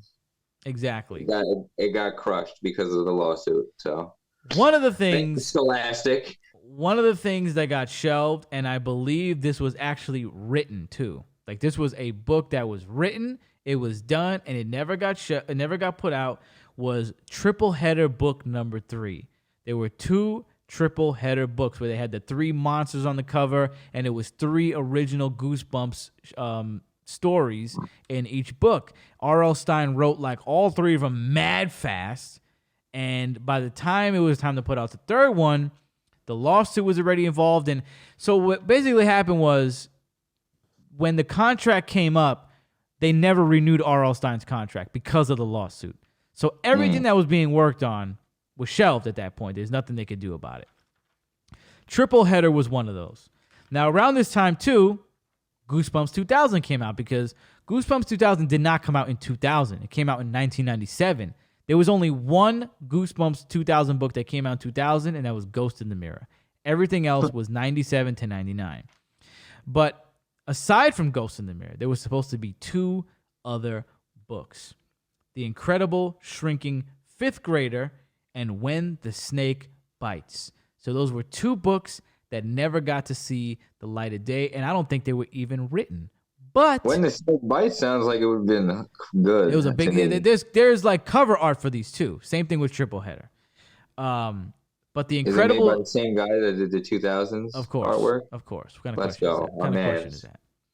But the Incredible Shrinking Fifth Grader, I believe, ended up getting reused, and it became The Adventures of Shrink Man, which came out like way later, like 2000 and maybe 10 or something like that. So if that's something you're interested, if you want to see what the Incredible Shrinking Fifth Grader would have been like, you can check out the Adventures of Shrink Man. It's going to be very, very similar. When the Snake Bites, I don't believe ever came out in any kind of capacity. There was another book that hit the cutting room floor, and that was Give Yourself Goosebumps number 43. But there is cover art for this book, and it's a bunch of penguins. So we don't know what the hell that book could have been about. It was a Christmas special. It was a Christmas. Yeah, it was in Antarctica or something like that. Now, I thought this was interesting to bring up. So during the lawsuit, there was some shots thrown, okay, from Scholastic. Scholastic was throwing shots in the courtroom. And they were like, listen, R.L. Stine, this is what they said, not me. This is what they said. I would never say something like this. They were like, listen, R.L. Stine ain't just writing about ghosts. They said, my man got ghost writers writing these books. Oh, no, Okay? they didn't. That's right. They said, yo, R.L. ain't writing all this, bro. You think he's prolific like that? I don't think so. There's no real that's validity crazy. to this. Man. But all I know is I've definitely read things about. So in his contract, it said that he was responsible for writing all of the original main Goosebumps books, right? That's like 62 of them, right? Yeah, and probably 2,000. They probably count those, right?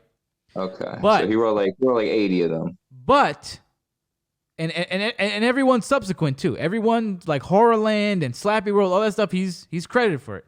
But there were writers that came out and said that they did write the Give Yourself Goosebumps books. So, because that's how we got. Somebody came out and said something about 43, that they were supposed to write 43, and I think the one that it was about peanut butter. It was like there's some peanut butter Give Yourself Goosebumps book. Like I forgot what the exact title was. Somebody had came out and said that they wrote that. I think it was some woman came out and said that she wrote that one. So the only books that have had people claim they wrote it were Give Yourself Goosebumps books, and I have no problem with that. That's like whatever, those are like games at this point, those books, right? But apparently R.L. Stine said he wrote every single Goosebumps book, but he did hire writers and people as basically advisors. So they would help him with like flesh things out. They would help get him a like if he could come up with an idea, they give him like a manuscript. Who gives a fuck he about should have that? just said they were there for spell check and stuff. I think that's what the computer's for. Oh, I guess in the 90s they didn't have that, right? Yeah. He was probably on the typewriter. He did admit that he did have some help, but the guy was putting out a Goosebumps book every month, along with Give Yourself Goosebumps books, and the guy was still writing Fear Street. I don't give a fuck if he has ghostwriters. They were still banging. I don't care about that. But apparently Scholastic did. Hey, if the dude that could write One Piece could drop shit every month, RL could do it. Well, he's dropping multiple things a month, So oh wow, my man was dropping mad. That man must be a machine then. He is, but he had a little help, and there's nothing wrong with that. With the final group of books that were supposed to come out was actually a whole new series of Goosebumps.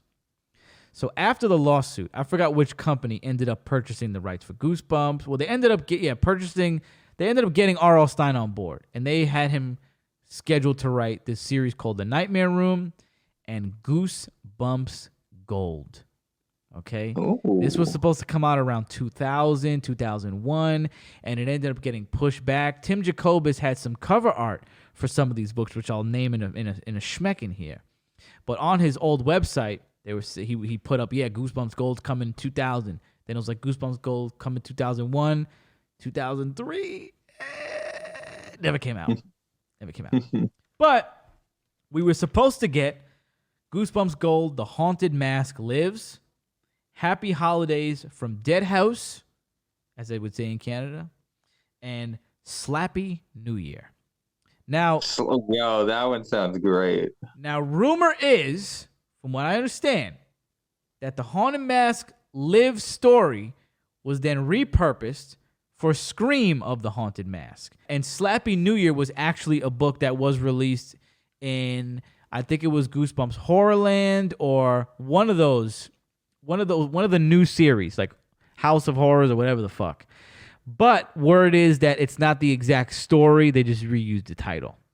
So there are the Goosebumps books that never were. There's a lot of them to read. A lot of classics. A lot of history there. What do you think about that, EJ? Tell me what you think about I that. think if any of our listeners got kids, get them some Goosebumps books. Get them some Goosebumps books, right? Maybe get them Give Yourself Goosebumps books so they can have a little fun making decisions. Teach them some decision making skills, which is what we're about to do. What not to do. That's right. We're about to do that right now. All right. The Give Yourself Goosebumps book that we will be going through is called Please Don't Feed the Vampire. Pasty is going to be here guiding us through it because we can't read because we're illiterate. And if you know how this goes, there is a story, and then eventually during the story, they'll give you a prompt and be like, hey, you want to go left, you want to go right, you want to go here, you want to go there. We got to pick what we do, and hopefully we don't die. All right? So, Pasty, let's get reading. Ooh. I look like a nerd, don't I? Like a complete nerd. You moan to your friend Gabe. In the mirror, you see your costume and wince. Halloween is only a few days away. I'm doomed. You and Gabe have been best friends for 2 years. Gabe has long brown hair, wire-rimmed glasses, and a way of giving advice that sometimes bugs you. You do look pretty stupid, Gabe admits. Where did you get that costume anyway? It's called Vampire in a Can. You explain, holding up the cardboard can. I bought it from Mr. Ruderly at Scary Stuff. I don't believe it. Gabe slaps his forehead. You bought a costume from the Eyeball Man? What if he took out his glass eye right there in the store and showed it to you? He never takes out his glass eye, you answer. Okay, Gabe says, but your costume is still ridiculous. Just set a piece of, it's just a set of plastic fangs, a cheap little black cape, and a fake tattoo of fang marks for your neck. Isn't there anything else in the can? You pick it up and peer inside. Hey, look, you cry. What? Gabe asks, looking interested. There is something else in the can, you answer. Oh. You reach in and pull out a small plastic packet that was stuck to the inside. It looks like a ketchup packet. What is it? Gabe moves closer. I think it's fake blood, you tell him. Really cool, Gabe says. He picks up the vampire in a can and reads the label. That's weird. It doesn't say anything on the box about fake blood. Then you notice the writing on the packet. In blood red letters, it says, danger, keep away. Oh. You hand the packet to Gabe. He reads the label, and his eyes grow wide. Are you going to open it? He asks. You gulp. Mm. The words on the packet are kind of scary, but you're dying to know what's inside. Oh, yeah. So are you going to open it? And I say, absolutely, we're going to open it. Open it. Open it. What page we got to go to now? Page 34. Yeah, you tell Gabe. I'll open it. Give it back. Be careful, Gabe warns. You don't want to squirt that gunk all over your cute little cape. Thanks, joke boy, you grumble. First, you try to rip the packet open with your fingernails, but the plastic won't tear. Frustrated, you pull the fake fangs out of your mouth. Then you put the packet between your teeth and yank hard. A syrupy liquid shoots out, spilling into your mouth. A tiny bit dribbles out, leaving a red streak on your chin. Yum, you say, slurping up the liquid. It's so good, I want to drink every drop. Quickly, you squeeze the rest of the packet in your mouth. What is that stuff? Gabe asks, squinting at you. It definitely isn't ketchup, you reply, but it's excellent. I love it.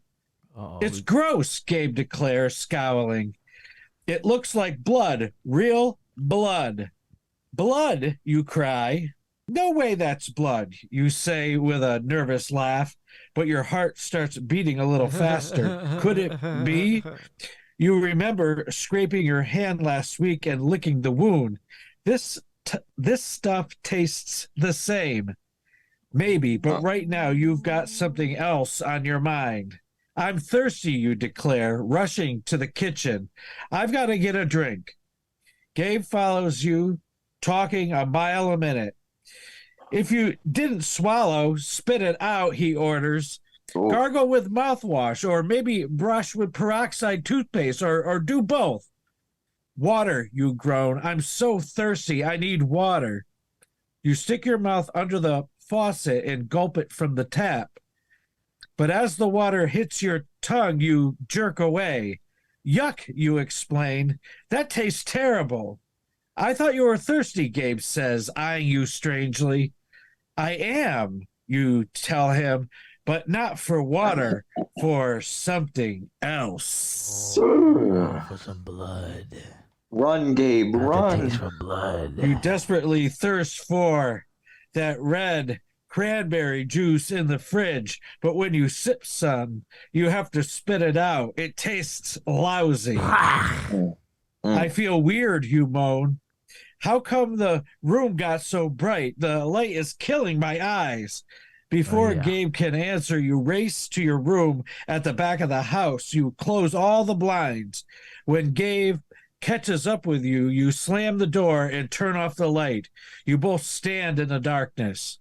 Maybe you're coming down with the flu, Gabe suggests, popping some bubble gum into his mouth. You hope it's not the flu, but you have a bad feeling. You slowly turn and gaze into the mirror. No, you cry when you see what's staring back. You stare into the mirror. Nothing stares back at you. I knew it. Of course, that's because the room is pitch black. Duh. But when you snap on the desk lamp, your worst fear comes true. You have no reflection. You're not there. Gabe peers into the mirror. He stops chewing his gum. Whoa, he breathes. What happened to you? You know what happened. You know why you have no reflection in the mirror. You're a vampire. You've got to help me, Gabe, you groan. Yikes, You gotta help me. Gabe cries. What happened to your teeth? My teeth, you say weakly. You touch your canines. With a sickening shock, you feel them growing, turning into long, pointy fangs. I'm so thirsty, you moan, for blood. You stare longingly at Gabe's neck. Keep away from me, Gabe cries, stumbling backwards. Come here, Gabe. You want to, you need to, but you can't. Oh, Can you drink your best friend's blood? You're damn right, Gabe. All right. If you bite Gabe, if you don't bite Gabe. We gonna bite Gabe, right, Eddie? Bite Gabe. You don't want to bite Gabe, EJ? Damn, that's our homie. We can't. We got to fight it for Gabe. We at least gotta go for You want to somebody fight else. it? What do you think, Pasty? We're gonna fight it, or you want to bite Go Gabe? for- we gotta Well, go for a stranger. I don't know how to get back to the page we just jumped from. Oh well, we're but biting I guess Gabe. it's done. I guess we couldn't control us. That's it. I can't. I need the blood now. You gaze at Gabe's neck as if it were a tasty milkshake. Okay, I don't like I that. need some liquid refreshment, you say, drooling. Get away from me, he shrieks, taking off. You run after him and corner him in the kitchen. I know what'll stop a vampire, he wheezes. He reaches into the freezer and pulls out a steak. Gabe rams the frozen filet Gabe, mignon you into your freaking chest. idiot! That the right steak? You need a steak to kill a vampire, you snarl. That's S-T-A-K-E, dope. You reach for his neck again. Gabe yanks out his bubblegum and jams it into your mouth. Whoa. Smart move. What the heck? By the time you unstick the gum from your fangs, you've come to your senses. Oh, sorry, Gabe. I lost my head. He accepts your apologies, but you can see he still doesn't trust you, not completely. You bury your face in your hands. What am I going to do? I'm a vampire. A cruddy, blood-sucking vampire.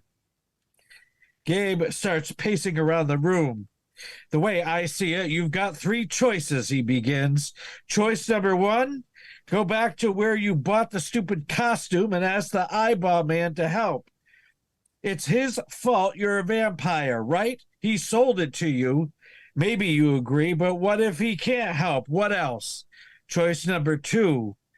We do some research, Gabe continues. You know, watch a bunch of vampire movies, read up on ghouls like you, no offense, at the library, stuff like that. Maybe we'll find out how to cure you.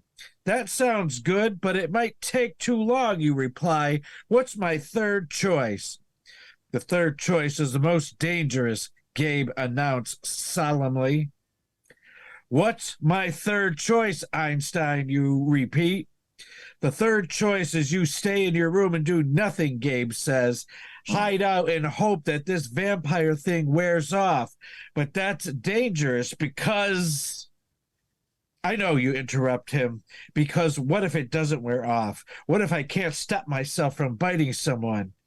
What are you going to do, Gabe asks quietly. There's a fourth choice, you tell him. Oh. Huh? A fourth choice, he asks nervously. Maybe being a vampire is way cool, you grin evilly. Maybe I should go around biting people. You see a flicker of fear in Gabe's eyes, and you love it. Come here, Gabe. Choice number 1, you go back to the eyeball man. Choice number 2, you do research about vampires. Yeah, it's a lot of reading. Choice number 3, you hide out in your room and hope the vampire thing wears off. We're going to see the eyeball, 4, man. you like being a vampire. Definitely going to be choice 1 or choice 4. You want to do 1, EJ? I want to do 1, bro. I think we need to go talk to this crazy teller. All right. Well, I got the last choice, so we'll do 1. Okay. Talk to you go back to the eyeball man. See if we got any other kooky stuff to sell us. I say we go back to Mr. Ruderly. You tell Gabe. Maybe he knows what was in that packet of... Don't say it, Gabe interrupts. Let's just go. You nod and stuff the costume back into the vampire in a can. You head for the kitchen door. Gabe pulls it open. A beam of daylight streams in. Hold it, you scream. You cringe, God, shielding your eyes from the light. You double over in burning pain. Oh, shit. In a few seconds, you'll be as crispy as a French fry. Close the door, quick, you shout at Gabe. The light is killing me. Damn, EJ, you almost killed us. Gabe slams the door and rushes over to you. You fan your face. It feels as if you got a mega sunburn. Finally, the pain goes away. What happened? Gabe asks. The light, you answer. Haven't you ever seen a Dracula movie? Vampires can't go outside in the daylight. Not even with sunblock on, Gabe jokes. Hey, wise guy, you want to be my lunchtime beverage, you snap? Sorry, murmurs Gabe. So now what? Now we wait, you reply grimly. Luckily, it's October, so it gets dark early. You and Gabe hike to scary stuff. Mr. Ruderly's store. A block from the store, Gabe grabs your arm. Look, he shouts. It's the eyeball man. He's locking the door. We better run. We better skedaddle. Panting, you run the last block to scary stuff. You get there just as Mr. Ruderly is turning away to leave. His balding head shines in the moonlight. Excuse me, Mr. Mr. Ruderly, you call. He turns around and glares at you. Yes, he growls. Well, I bought this costume, you stammer, showing him the vampire in a can. And I accidentally opened the packet inside. And, well, drink the stuff in it. Mr. Ruderly points to the label on the side of the can. See this, he says. There's a number to call if you have a problem. Now I must be going. Good night and good luck, he adds with a mysterious smirk. As Mr. Ruderly walks away and you and Gabe huddle under a street lamp, you read a message written on the can's label. It says, for problems with this costume, call 555 VAMPIRE. Oh, no. Calls accepted after dark only. Oh.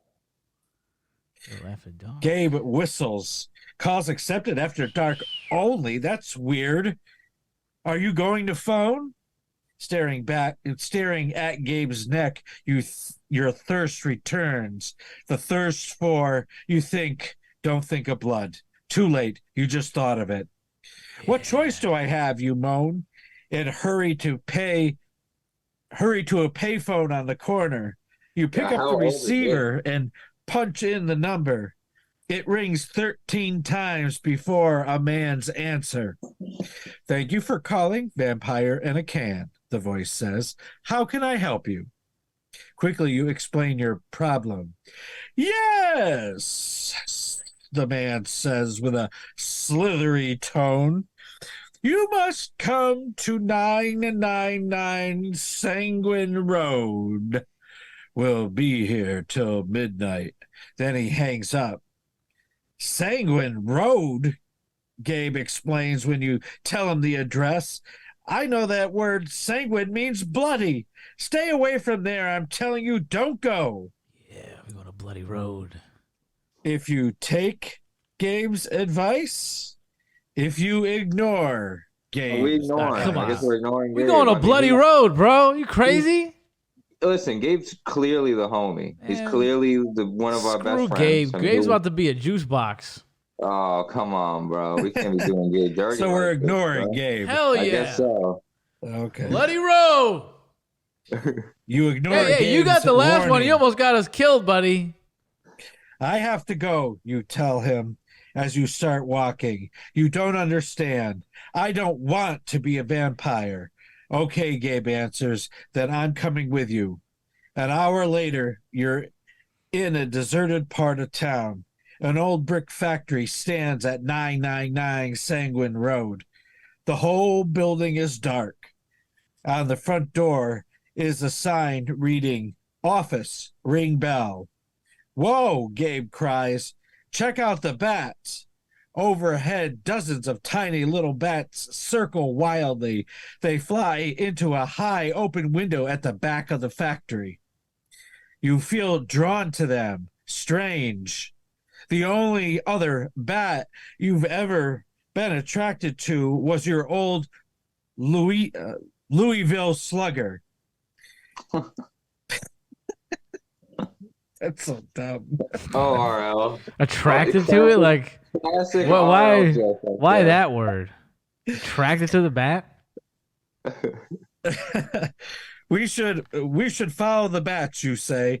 Let's check if we can get in around the back. No, Gabe begs. Let's ring the front bell. You follow the bats. You go to the front door. Oh, well, I mean, if we're already ignoring Gabe, we might as well just follow the bats at this point. That's what I'm talking about. Right. We clearly don't care about our homie, so. Gabe don't know. We'll follow the bats, you snap. With a shudder, you realize you'd rather hang out with the bats than Gabe. God damn. How quickly. Come on, you command. Hurrying back to the factory. You seem to know where you're going, Gabe says, trying to keep up with you. Somehow you do know. You're following some kind of inner radar, like a bat. And your radar tells you there's a door in the back of this place. We're getting closer to the bats, you tell Gabe. Gabe puffs. You act like you want to party with those bats or something. Don't you want to be normal? Normal? What's normal? You start running faster. As you round the corner of the factory, you see a huge garage door. Both of you try to slide the door up, but it's locked. Forget it, Gabe orders. Let's use the front door like regular human beings. You start to follow your friend, but all of a sudden you feel a new sensation. You're changing again from deep inside. A moment later, you have the strongest urge to fold your arms across your chest like a bat. Something tells you if you do, you'll be able to fly. Use the front door like human beings. You repeat Gabe's word, but what if I'm not human? Gabe grabs your arm. You're my best friend, friend. I know you're human, he insists. Come on. Not anymore, Gabe. If you go with Gabe, or if you try to become a bat. What do you think, EJ? Damn, I'll give bro, you this Gabe one. I'll give you this Gabe's one, the EJ. real one, bro. Gabe, I can't betray Gabe right now, bro. He's our friend. You want to go with Gabe? Yeah, All right, bro. we'll go with Gabe. All right. Okay. Lame. He's a Walking to the front of the building, you complain, I'm dying of thirst. Quit talking about death, orders Gabe. There's a buzzer outside the office. Gabe pushes it. Instantly, the office door swings open. A light comes on inside. You peer in and see a small waiting room. At the back is another door. The sign on the second door says, "No admittance." But there's no one in the office. Who opened the door, you wondered?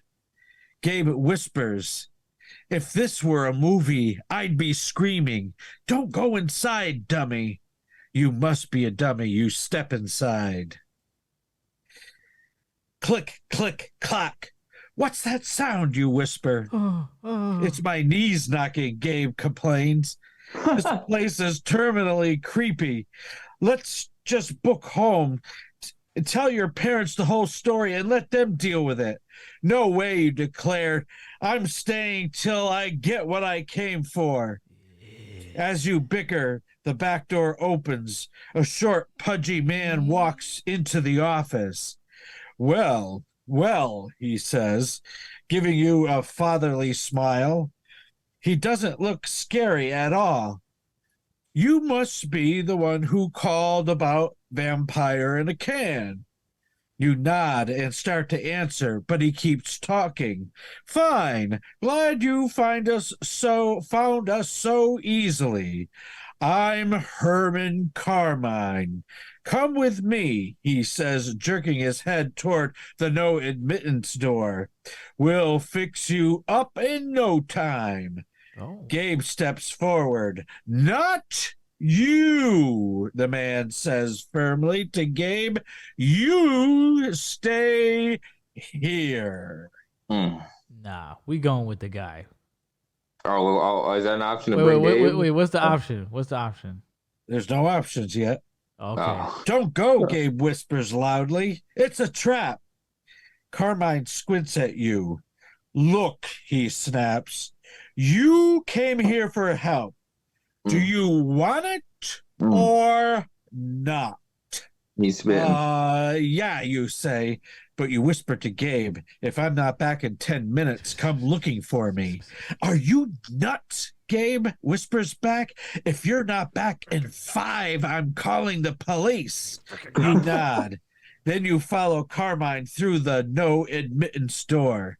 It leads to a long, dark, twisting highway. Where are we going, you ask anxiously. That's for me to know and you to find out, Carmine says with a cold laugh.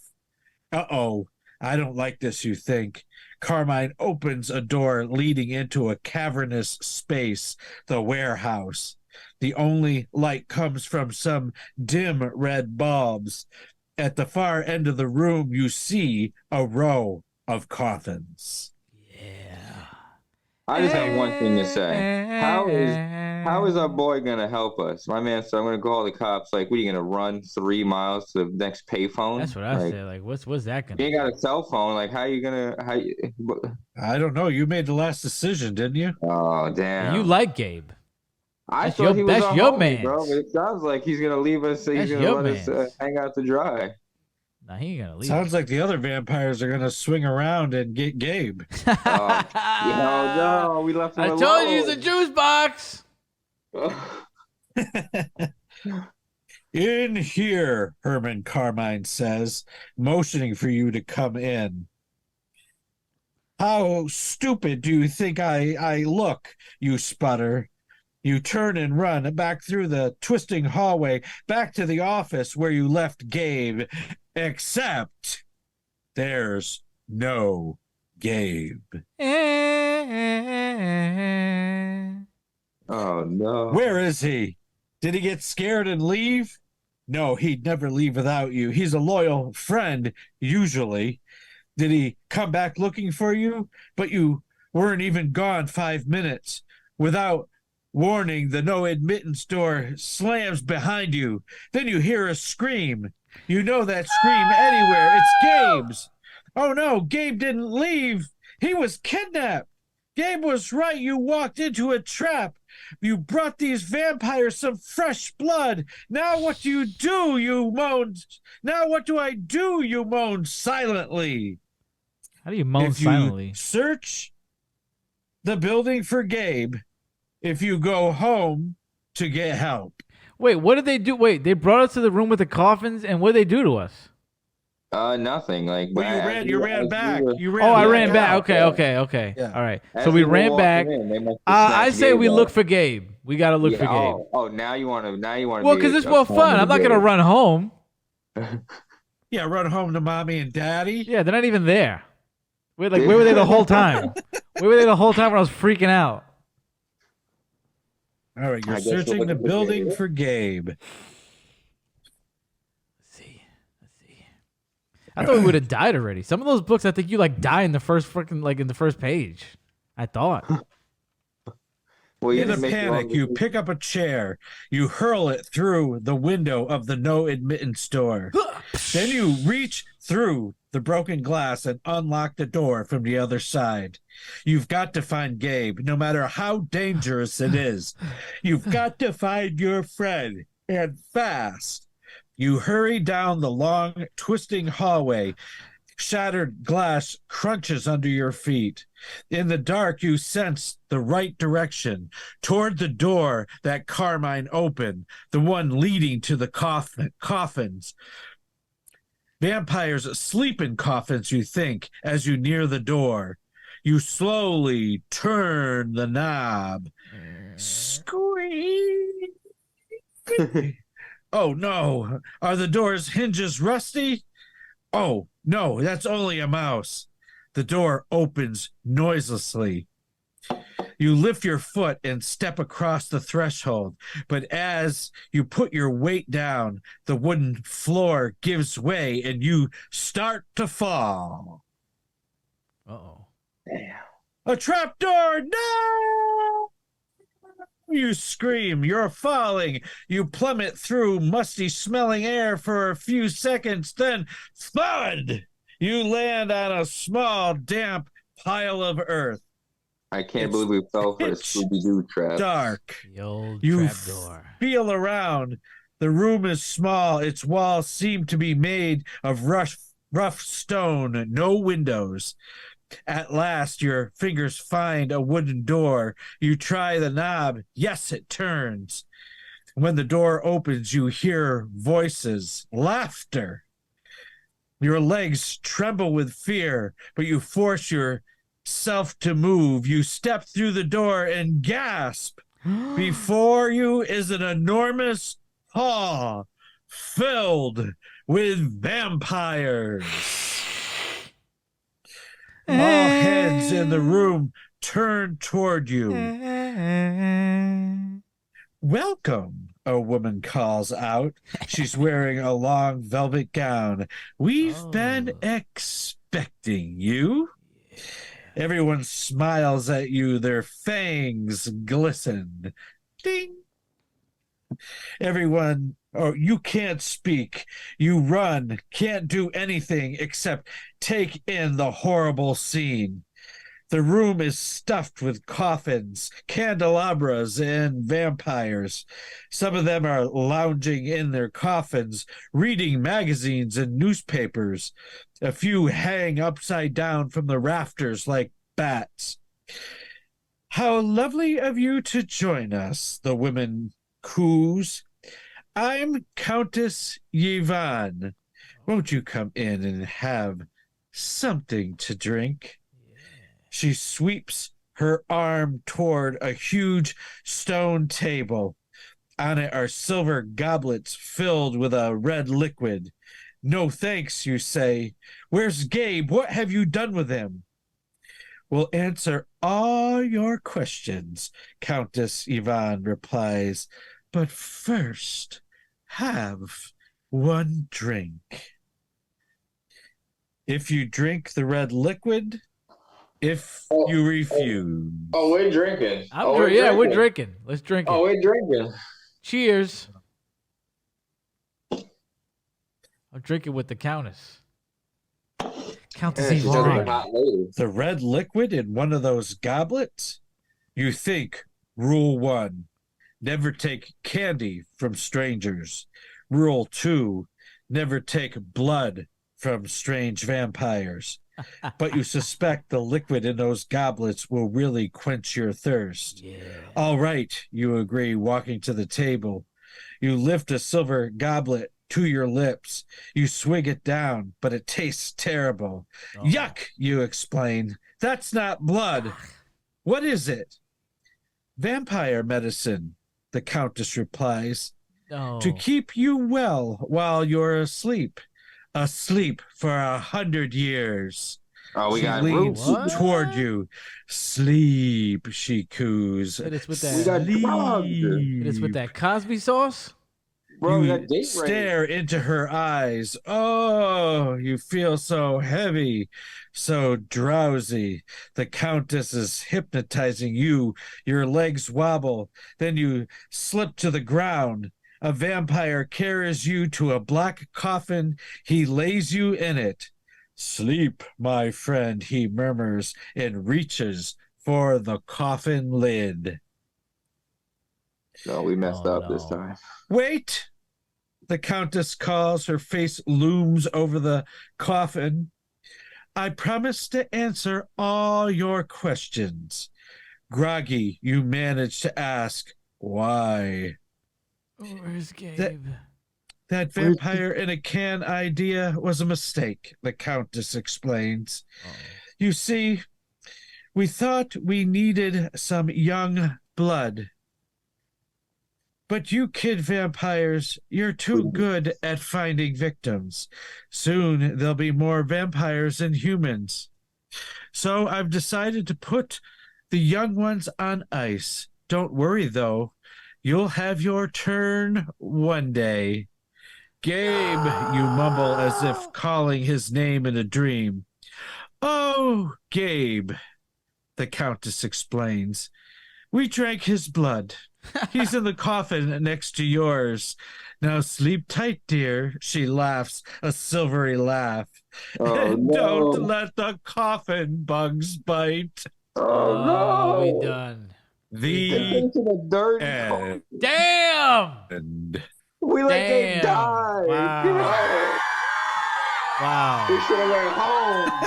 We should have never went in there. I wonder what happened if we would have went home. I wasn't going home though. We would have ate our parents or something. It probably would have been real messed up. We on ice right now. We on ice for 100 years. So there you have it. EJ, we never really got to this in the beginning of the show, but as we wind down and we wrap this up, out of the 3 books that we read earlier, Haunted Mask, Stay Out of the Basement, Cry the Cat, which was your favorite book and which was your favorite episode? The Mask, favorite book. Cry the Cat, favorite episode. Beautiful. I'm going to say Cry the Cat, favorite book. Haunted Mask, favorite episode for sure. Ooh. So we a little opposite, man. We Opposites little attract, bro. Opposites attract. You know what I'm saying? Hey, we agree. We be agreeing on stuff. We though. agree and disagree. Let us know if you agree or disagree with anything that we said in this podcast, okay? I really hope that you enjoyed this. As I said, longtime Goosebumps fan. So it was such a fun time being able to go back and read these. We're definitely going to do this again when the Goosebumps series is over. We're going to review it. We're going to add some more books to the front of it as we did today. EJ, do you want to say any final things about this whole experience before we go? Goosebumps is the shit. Like, comment, subscribe. Boom! There you go. Have a scary day. Peace and love. See you next time.